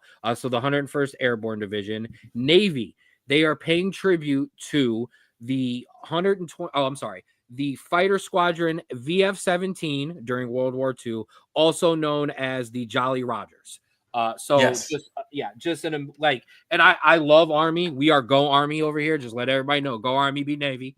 Go Army beat Navy. Go Army beat Navy. Shout out to our uncle, Uncle Kurt. But these Navy uniforms are just so sick. I'm not gonna lie. Beautiful. Navy wins the uniform battle this year. I'm not gonna lie. I love the all black. I love that. It's slick. They're gonna look great. Absolutely, Go Army beat Navy. But yeah, Navy wins the first battle. They win the uniform battle because those are absolutely sick. This is also one of the very few games all year. The only other ones involve Notre Dame and these two teams, in which both cadets will sing both teams or will go over for both teams' alma mater. And as always in this game, winner sings last. Yes. No point spread for this game because I don't gamble on the Army-Navy game. For those that want to, Army's a 6.5 point favorite. Thank you. My degeneracy does have some respect. That doesn't mean I haven't put Army or Navy in a parlay. I just won't bet on the Army-Navy game. But yeah, check out that one. It would be an awesome game. And like I said, not only two good teams. The game's always good. I know it's not the prettiest game, but the game's always good. But two good teams too. Army-Navy, both good. So that'll be an awesome one for the Commanders-in-Chief trophy. Now, it's bowl season. Time to start bowling, bro. I'm not going to lie. A lot of these games suck. Okay, so I was going to say, due to the 12-team playoff, you are because last year and the years before, it was, you got your top 4 teams, but you really want to see how those 5 and 6 and 7 and 8 and 9 and 10 teams did in their bowl games to see if they deserved it. Now it's kind of but hey, listen, bowl games are for ending your season strong or ending on a right note. And so, listen, I am excited for these teams. All right, bowl pick'em challenge between me and you. Sure. All right, we'll put some stakes on it. Yeah, why not? Loser has to wear the opposing brother's choice of jersey/scarf that the loser has to wear. All right, so either you're wearing a Manchester United scarf or I'm wearing a Chelsea scarf, is what this pretty much comes down to. Let's make this more interesting. Okay. It has to be worn during the next game that we play against each other. Ooh, that's personal, and I like that, and I actually hate that, which is why I like that. Ain't no way I'm wearing no Chelsea game during our Chelsea jersey during our effing game. All right, I like it. You're on, Straub. All right, so we start on Saturday with the Cricket Celebration Bowl. I think we're gonna get shut down because I absolutely stole all of these logos. It's fine. Off of these. As long as it's not the Masters Bowl or something like that. Whatever, but here we'll test it out. Cricket Celebration Bowl. We've got Jackson State versus South Carolina State, and then also on Saturday, our Salute to Veterans Bowl with neither Army, Navy, or Air Force. South Alabama takes on Western Michigan. Yeah. Let's see. I like Jackson State. They just came off a very big conference win. Mhm. And they've been just blowing teams out. I mean, as has South Carolina State, but I think Jackson State's done it in a better fashion, giving up less points. I want Jackson State. I am also, we're going to be a little chalk here because I am also taking That's fine. Jackson State. And then, like I said, in our Salute to Veterans Bowl, we have South Alabama 6-6 versus Western Michigan 6-6. Yeah, this one's tough because you have a MAC team, and then I always forget which one South Alabama is in. Conference They USA. are in Conference U. No, they're in the Sun Belt. They're in the Sun Belt. The Sun Belt. I think in terms of talent, I think very even in terms of teams. You know what? Let's stick to our MAC roots. Give me Western Michigan. I don't like we're chalk here because I was thinking about Western Michigan. Yeah, it's hard to pick against MAC teams in the bowl. So yeah, give me Western Michigan as well, as I forget that my laptop was not plugged in and it is about to die. That is not good. I don't like that. I can move along for us real quick. On Tuesday, we have Memphis, number 25, just making in the rankings, at 6-6 West Virginia. Another Group of 5 versus Power 5 to see kind of where those Group of 5 teams stand at the end of their season versus some of the big dogs. Man, Memphis really coming along. Has really put together a Okay, I'm sorry. I wasn't charging still. Has put together a nice end of the season run to become ranked. We have love for West Virginia in this house that runs deep. Who did you pick? I haven't picked anybody yet. Oh, you haven't picked anybody yet? Okay, well, you know what? I'm going to go out on a limb here. I ain't picking against West Virginia. Give me West Virginia with the upset over Memphis. This is the first one we disagree with. Oh, I know. Memphis. Very, very dynamic offense, very coming along. West Virginia's defense really struggling this year. Give me Memphis. I'm giving you this one because I'm just going to pick some of these bowl games with straight heart and Homer with no analytics behind it as you're reading through stats over there. Yeah. Listen, shout out to Andy and Lindo. I ain't picking against West Virginia, okay? And that's Tuesday, by the way. So Saturday you also have Army Navy and then the start of bowl season. Don't ask. I have no explanation for all of you because that makes no sense. That's what happens when you have to try to fit 32 bowl games in with 22 college football playoff games. On Tuesday. Oh yeah, did you say that was the Scooters Coffee Frisco Bowl? I did not. There you go. Oh, I mean, yeah, that's the Scooters Coffee Frisco I'm sorry. Bowl. I apologize. Don't put no disrespect on that Scooters Coffee Frisco Bowl. And then we move to Wednesday, the Boca Raton Bowl. Okay, shout out to my guy. I'm out in Boca Raton. Shout out to Boca Raton. I'm out in Boca Raton. ASAP Ferg, baby. Give me Western Kentucky versus James Madison. Yeah, I mean, I've been impressed with James Madison since they came into the league. They were actually 8-2 before 2 back-to-back losses late in the season, one in double overtime to App State and then to now champion Marshall. Western Kentucky, they also lost their bowl game to Jacksonville State. I like JMU's dynamic offense. Give me JMU. Damn it. So I'm picking JMU, but for a different reason. Last year, game day was at James Madison. They were ranked. They were playing a huge game. Their coach was on game day and had them all fired up. Their coach, current Indiana coach, Kurt Zanetti. James Madison has turned it right back around this year and has had a good season. I think it continues. Stay with the chalk. Give me James Madison over Western Kentucky. And finally, in the Something Art of Sport LA Bowl hosted by Gronk. Oh, no. Oh, yeah, baby. Number 24 UNLV takes on Cal. I mean, this one's kind of easy for me. I'm not going to lie. This one's a little harder than I expected, just due to if we look back at Cal's games that they have lost, right? They lost to Pitt by 2. They lost to Miami by 1. But they also did lose to Florida State. And they also lost to Syracuse. And they got trounced by SMU, while UNLV has been good, but they haven't been great.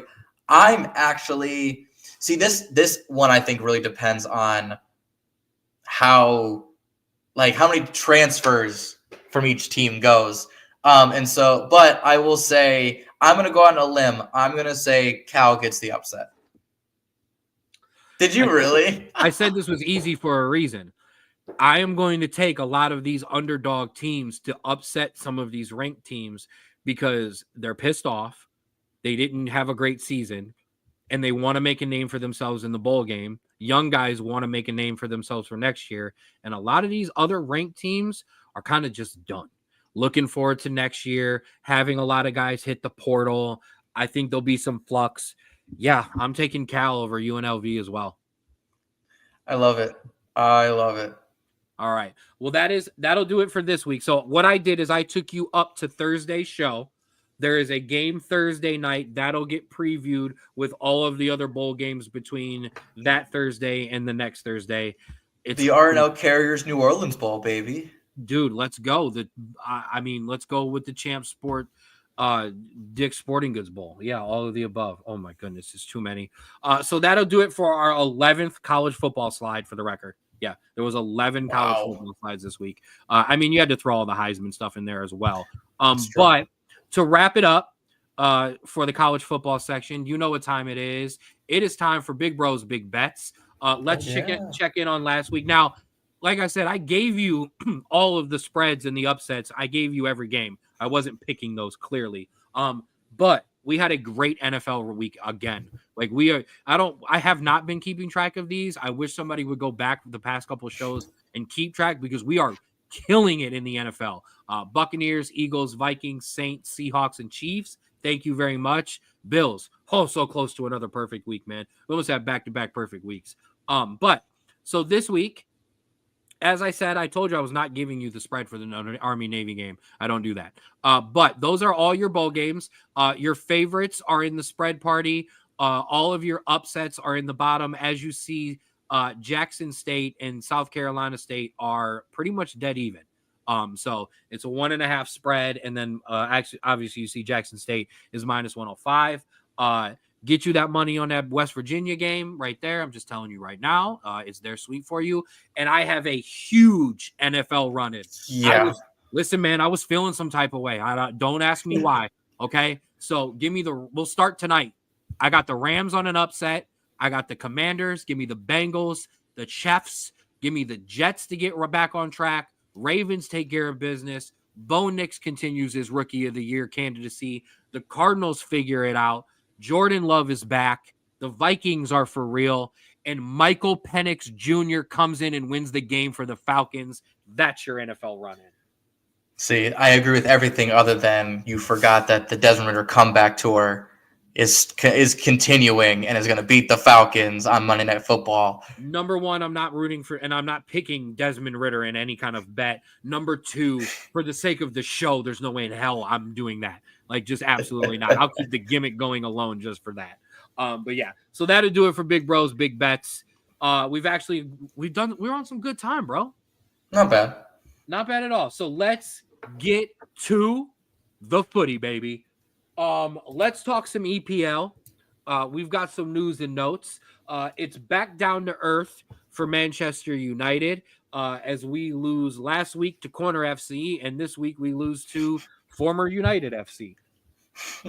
Chelsea closed the gap at the top with a win against Spurs. Manchester City, nope, couldn't win again. Draw with Crystal Palace.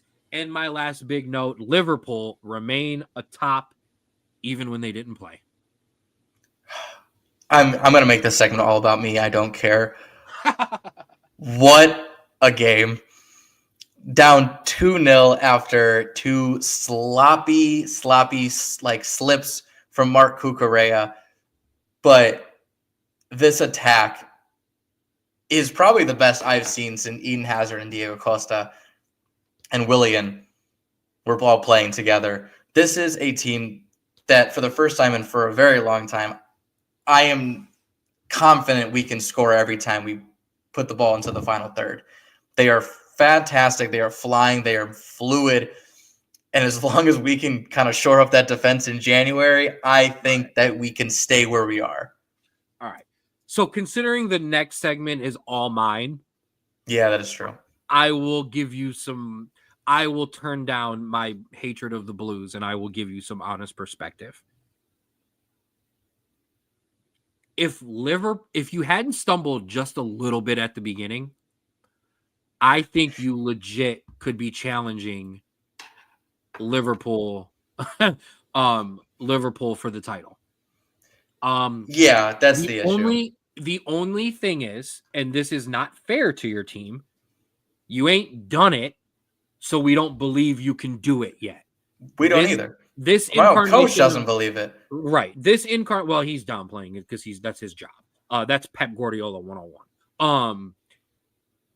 This incarnation of your team has not been together for very long, so they haven't won anything. So we haven't seen it. However, I'm a little older than you, and I'm not blinded by blue glasses. This is kind of the Chelsea MO, and I'm going to say this, and you're going to feel disrespected, but this is Premier League football. You spend $1 billion, and then you win. You also then, after a couple of years, spend that $1 billion continually and fumble it away and lose. And then another year, you spend the $1 billion and you win. I think you might be in your spend the $1 billion and win. Now, here's the only thing, and I'm going to say this because I think you should address it. This is not some homegrown team that was put together. This is the most expensive team in the Premier League this year. You have spent, I don't remember what the number is. I keep saying $1 billion, but I'm not far off. It's a lot. So you bought your way to the top, and now it is finally paying off. Number one, because you made the right signings, and number two, you have a good coach to actually manage all of that as well. And hell, you're even having Yao Felix look good. Yeah, and yes, while we have spent more than everybody else. It's also not like we're the only team that does that. No. You're not. No. Hell, I've done it, and I'm sitting bleeping 13th in the table. Like, you've done it, Liverpool's done it, Arsenal's done it, City has done it. Newcastle's done it, and they're sitting 1 point above me. So this is the life of a Prem now. If you want to win, you got to root for a team that's going to spend those $1 billion. I just happened to pick a team when I was 10 and didn't know that they spent $1 billion. You didn't tell me, and I appreciate that. Because I would have probably been a Leicester fan, and that's how I would have had one good season. No, not then. Man, I don't even know if they weren't up then. You would have been like Portsmouth or something like that. It would just be awful for you. No, let's put this one up first. Yeah, help. My team sucks. Manchester City. Flailing. Luckily for them, the race between fifth and hold on. This isn't points updated, by the way. Update my points, please. Thank you very much. The point differential between fourth, where Manchester City is, or I should say fifth, and me in 13th place is all of 7 points. Okay, yeah. It's not there's not a large gap here. So if Manchester City was in any other season where all of those teams 5 through 8 were really, really coming for you, they would be in trouble of qualifying for Champions League. Unfortunately, everybody from about fifth down is just devouring themselves. Yeah. And you can see it, though, is about where 14th, where West Ham is, and about probably Nottingham Forest at 5th, all are kind of in the same vein. I think you have your top 4 kind of not settled in, but this is what's going to be the main top 4 for to come unless City continues to just have shockers. Hey, you know who's in that group? You are. Yeah. You agree with this?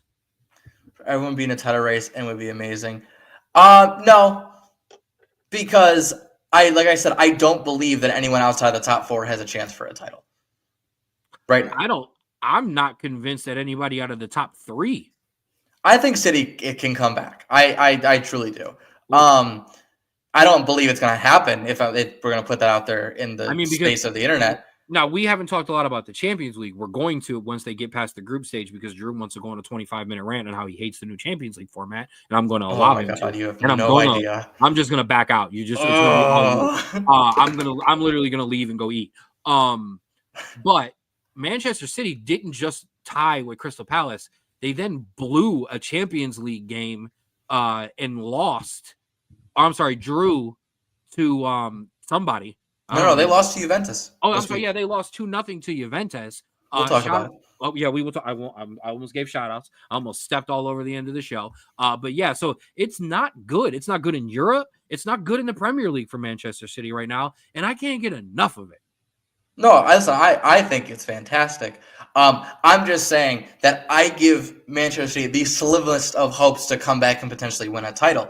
But even if Liverpool was kind of in the same realm as us, I still think it's only that top four. I don't believe that any 5 through whatever has. I don't think Forest has the longevity. I don't think Villa can handle being in Europe and also this. I don't think Brighton has the strength this year. Yeah, you didn't mention that, but Forest doesn't have the strength either. Bournemouth, what you're about to say, Bournemouth, Brentford, Fulham's. Oh, they're far down. Brentford, Bournemouth, Brighton, and Villa, or Brighton and Forest don't have the squad depth. Villa's going to get torn apart, like you just said, with 2 competitions. Spurs, Newcastle, and Manchester United are the 3 interesting ones because they're having up and down seasons, but they have the squad depths to actually navigate an entire season. My question for you is, I know I grouped them together in the 3, Spurs, Newcastle, and Manchester United, strictly because I can't just talk about my team. Right.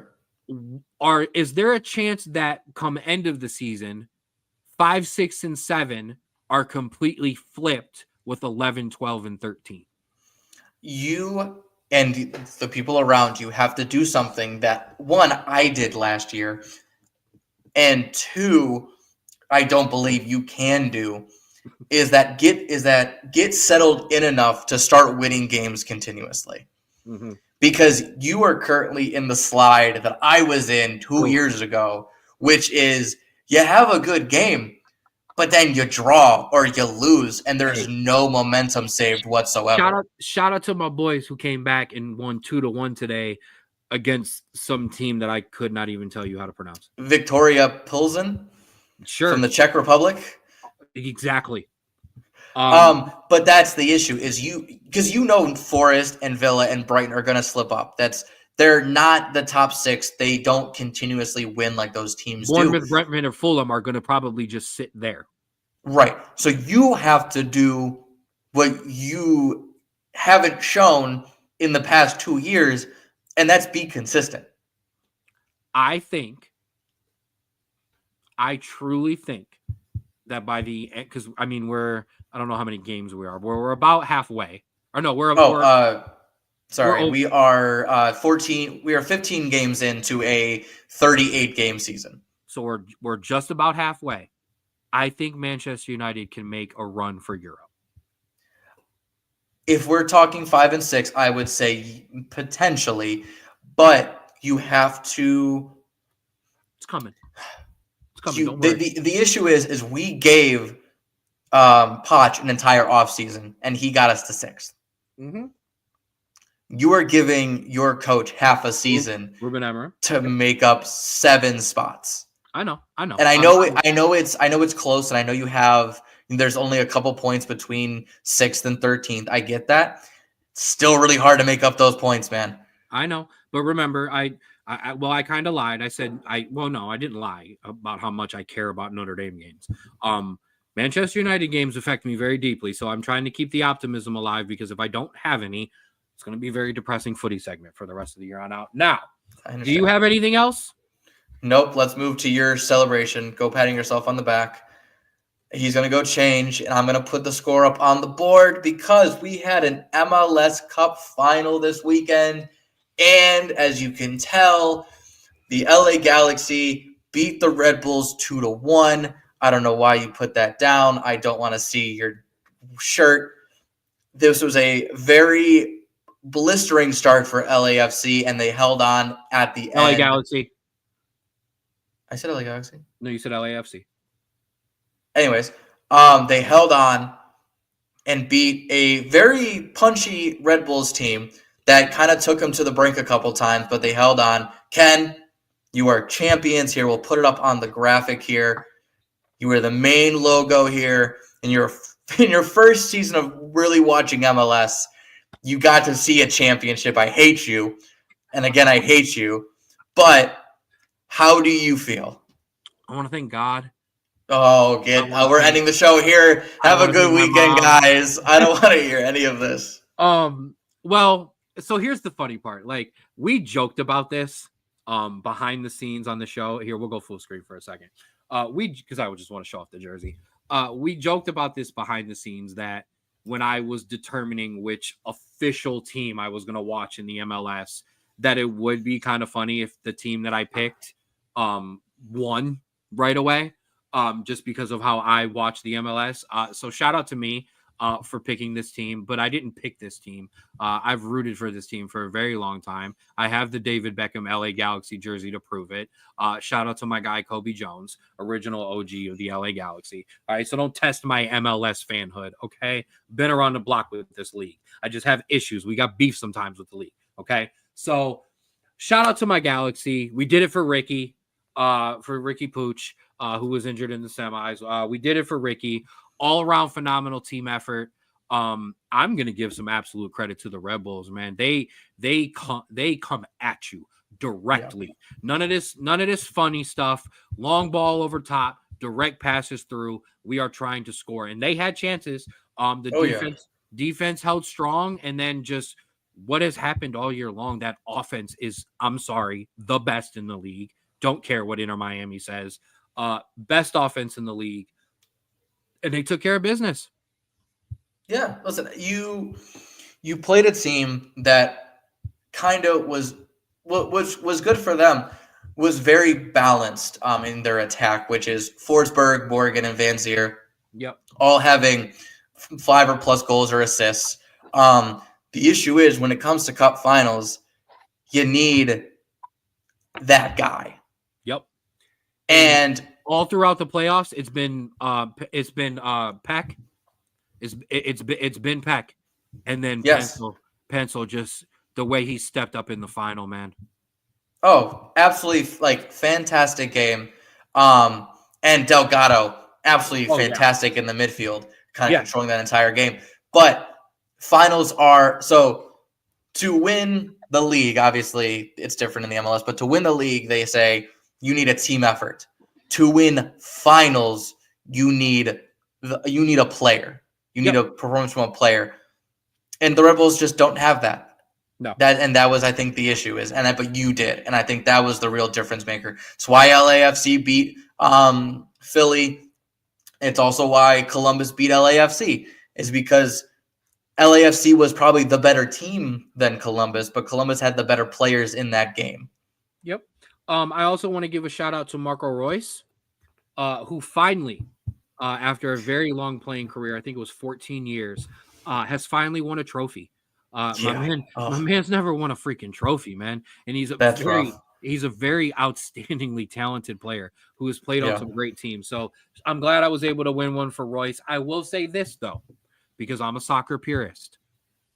It wasn't good enough. I want the double. I want the league. And I want the Cup next year. It's not good enough. It's not how I roll. You could have had it. Because I know we choked it away in the final game of the year. Absolutely choked it away, and it was our fault. But now Inter Miami is going to the FIFA Club World Cup over the LA Galaxy. And I'm shout out to my captain for having a bone to pick with that, because we won the MLS Cup. We're champions of how the MLS define their champions. So we should be going to the Club World Cup over Inter Miami. Okay, I understand. You're absolutely right. I understand that they won the Supporter Shield and they beat out LAFC too. They were far beyond. If the standings were to hold and we were to not have the playoffs, it would have gone Inter Miami 1, LAFC 2, LA Galaxy 3. So we would have finished in a Champions League spot with nothing to show for it. So I got you there. But we won the damn cup. That's how the MLS defines their champion. We should be in the Club World Cup. I absolutely agree. But I will say, and this is not a woe is me kind of moment. Regardless of if Inter Miami wasn't leading and far and away the Supporter Shield, they wouldn't have gotten the nod. No. Or that wouldn't have been the requirement. They would have found another way to get them the nod. Oh, I know. So don't feel too bad about it, because I don't think you were getting in either way. You would have had to. Can't wait to watch Inter Miami get destroyed by Al-Ahly. But I will say, because you won the MLS Cup now, you are now in the CONCACAF Champions Cup, which will get you into the Club World Cup if you so win. Let's go. Bring on the teams from Mexico. I'm excited for that. Yes. I'm extremely excited for that because that's not a competition that an MLS team has won but one time. Seattle is the only team, and that's why they're in the Club World Cup right now. So let's go. Galaxy got another thing to shoot for. All right. Enough of me celebrating. Enough of me having fun. It is time for me to turn the music down before I blast everyone's speakers out. It's time for Drew to bring us home. It's time for our final segment of the week. Let me give him his proper board. It is time for Americans Abroad. Hello, everybody. Welcome to another edition. This week, Ricardo had an assist and a goal in a 6-1 win. Phenomenal performance there, leading the Americans with 12 goals. Anthony Robinson with an assist and a 3-1 win, captain his side again. Malik Tillman, his 9th goal in that said 6-1 win for PSV. Brandon Vasquez finally gets back on the score sheet, rounds out I wouldn't say rounds out his season, but gets his 8th goal in a 5-1 as Monterrey advances in the Liga MX playoffs. Another player advancing Liga MX playoffs, Alejandro Zendejas with again his 8th goal in a 4-3 win in Club America. Brandon Aronson gets his 5th goal in a 3-1 win for Leeds. He's been playing a crap ton of minutes, really that engine in that midfield for them. And finally, Timmy Weah with an amazing assist in a 2-0 win versus Manchester City. And who was on the end of that with a scissor kick? Weston McKennie with his 3rd goal of the season. Those two playing together are absolutely phenomenal. And the only thing that makes it bittersweet is we can't see them again until March. I will say also, I did forget about this. This doesn't account for Americans Abroad because it is a January fixture, and so no Europeans will be playing most likely in this little break. But the U.S. has announced that they will be playing Costa Rica in their January window in quote unquote Camp Cupcake. So we will see kind of the first Camp Cupcake for Poch to see what MLS players he is going to bring in to kind of get an idea of, the backups or the rising stars that he is looking at in the next couple years. That's hilarious. I love that we're playing Costa Rica with Camp Cupcake, whatever. I have a couple things to sprinkle on top of Americans Abroad. Shout out to Anthony Robinson, who not only captained Fulham and got that assist, he carried his daughter out with him. She was one of the mascots. That's what the kids are called in soccer, who walk out with the players. His daughter was the one who came out with him as he captained that game. Absolutely awesome. Also, I have a question for you. Weston McKennie, after his goal in the Champions League, again when Juventus' 2-0 win against Manchester City, was kind of asked about his playing role at Juventus. And I thought the answer was intriguing because I feel like it has United States men's national team implications. He said he loves to play the 8 role, to be free, to make runs wherever he wants, because that's what he is best at when he follows the play in behind and stuff like that. That is how we had that. Thoughts on that? Yeah, I mean, I think what Weston really wants out of his club team, out of his national team, is freedom to play. He is a man that is very good at multiple things, but I think he also knows that he is not great at one thing. He is a good passer. He is good at getting into space. He's a decent shooter. He's good with his head. He could run for days, which is true. So I think what he is saying is that his preferred position is a player that is able to not be an attacking freedom sense, but a player freedom sense where he is just able to be himself. And I think that's kind of what we want out of these players, is them to be themselves, because if you are able to be yourself on a club team, it makes it that much easier to play in an international team where you typically don't have a lot of strict requirements. You have a system, but you are basically being yourself. And so that it helps translate. So that you answered my the other question that I was going to ask after that, which would have been, can he find that place under Mauricio Pochettino? Clearly, your answer is yes. The other one was Mauricio Pochettino was in attendance for the MLS. I think it was the MLS final, and was asked about that cupcake window in which he was calling up strictly MLS players, and if there was anyone he had been keeping his eye on, and he specifically made a mention to not mention any names because he did not want to mess up any potential transfer business.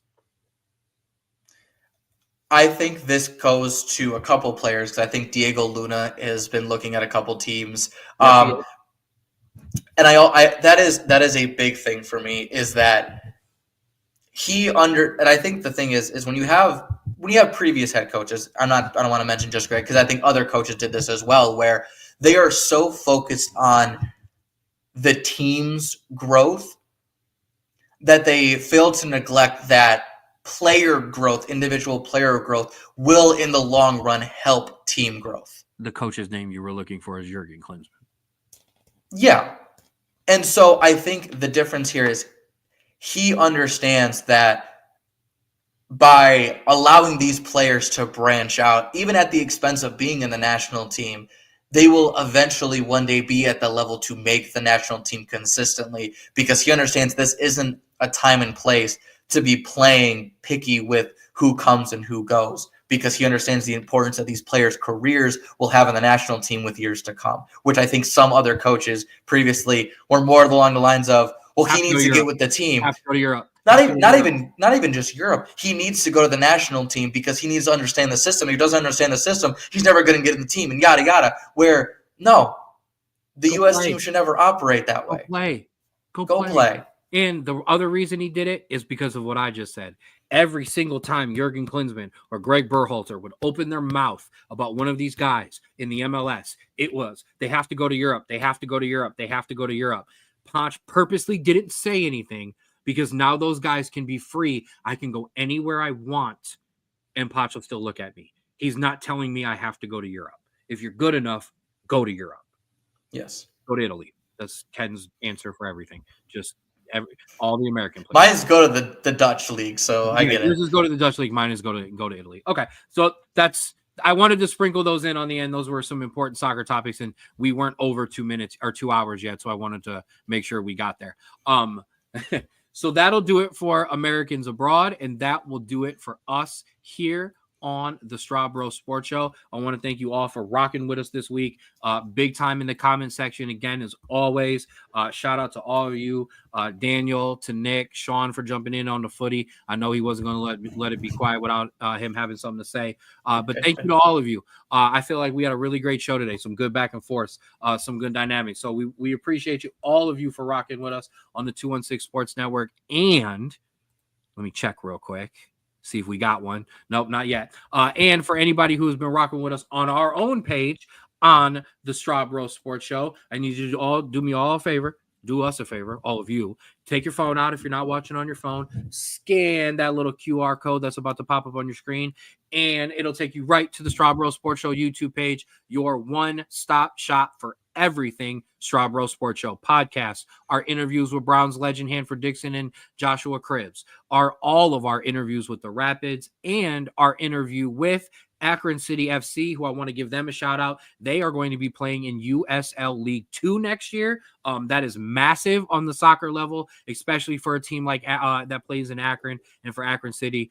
Shout out to my guy Nick over there at Akron City FC. We appreciate the love they gave us. We'll be trying to check in as much as we can with them next season. They are going to strictly conflict with our Rapids games. So when we have an opportunity, we will jump over and catch up with Akron City FC, because we definitely have some love for those guys over there. You can check all of us out all over social media. Check us out on X at Straub Sports Show. Save the TikTok, man. Follow us on TikTok at the SBSS. Don't shut it down, man. Some American buy it, so they'll leave it alone. Check out the Instagram at Straub Sports Show. That's your big time home for all your Rapids interviews. They debut first there. And make sure you check out the Spotify, the Straub Sports Show. I will keep it updated. I will get it updated, I should say. Make sure you check out our guy Austin at Create Your Own Wave Apparel. Make sure you follow him on Instagram at Create Your Own Wave 2021. New stuff dropping week. This dude's been putting out a lot of stuff for the wintertime. Make sure you go check it out. Get your apparel at cyowapparel.myshopify.com. Austin, bring back that top right one. I'm gonna just keep saying it. Big shout out to Ollie the Otter. I'm not gonna spoil. I think we're gonna keep it secret who's gonna be Ollie the Otter. But it's great. Big shout out to Ollie the Otter. Remember, Straub Sports Show, your official broadcast team for the Falls Rapids, playing our home game at the University of Akron Stadium, InfoCision Stadium. Big shout out to them. Big shout out to us. Make sure you check out those Rapids interviews, all up to date there on the screen. Some big ones dropped. Our linebacker crew is officially started to be posted, and go check out those massive human beings because they don't look like humans. They look like football players. Shout out to Mark and Boom. Those interviews went up in back-to-back weeks. And remember that toy drive. This is your last week. The toy drive is officially on Sunday. Shout out to Rico McGee of the Rulers Minute for partnering as well. Make sure you get out to that toy drive. And remember, representative there at the toy drive as well. I don't know exactly who. I don't have privy to who was all coming, but I know there will be some players, there will be some coaches, and there will be some owners in the building. I know Daniel will be there. Daniel's at everything involved with the Rapids. So shout out to my guy there. And make sure you big shout out to and you congratulate Rico McGee as he is our official sideline personality for the Falls Rapids. Can't wait for that. We are so excited. That season is coming very soon. May 30th, baby. We kick off that preseason. And we are beyond excited that our first official game is a home game as well. And then also, remember, Schmoopy Sweets and Treats. Get on Facebook. Make sure you follow. And like I told you, you have permission. Slide into Schmoopy Sweets and Treats DMs to get those orders in. What are you ordering? Boom. Anything your heart desires. Get these orders in quickly. It is shutting down. The Christmas is around the corner. She's got to make the stuff to get it out for Christmas. She can only take so many orders. Get these orders in before everyone in your family is disappointed with you on Christmas Eve and Christmas Day. And like I said at the beginning of the show, don't be the person they talk about on the way home because you didn't have good bakery. All right, don't be that person. Your green side is your regular menu. Your left-hand side, your gluten-free, dairy-free, allergy-friendly menu to take care of anyone in your family. A big shout out to all our friends on the show. You keep us rocking every week. We appreciate y'all. And I appreciate everybody who was rocking with us this week. Bro, final shout outs. Yeah, thank you for listening, watching, however you digest this show. Stay warm. I know it was pretty cold today. Didn't get it to put in my weather report today, but I'll get it in now. I will say, because I just got this notification, breaking news. Browns fans, we have been through a tumultuous season. However, Nick Chubb has formally put out there that he wants a contract extension and wants to finish his career with Cleveland. And yes, the answer is yes. Just don't F it up. I don't care that running backs don't get money. Lock that man up. Good. There you go. Some positive Browns positive Cleveland news to end on a good note. That'll do it for us here on the Straub Sports Show. Like I said, we appreciate absolutely every single one of you. And please, especially during this holiday season, remember to give it to him, Straub. Love yours.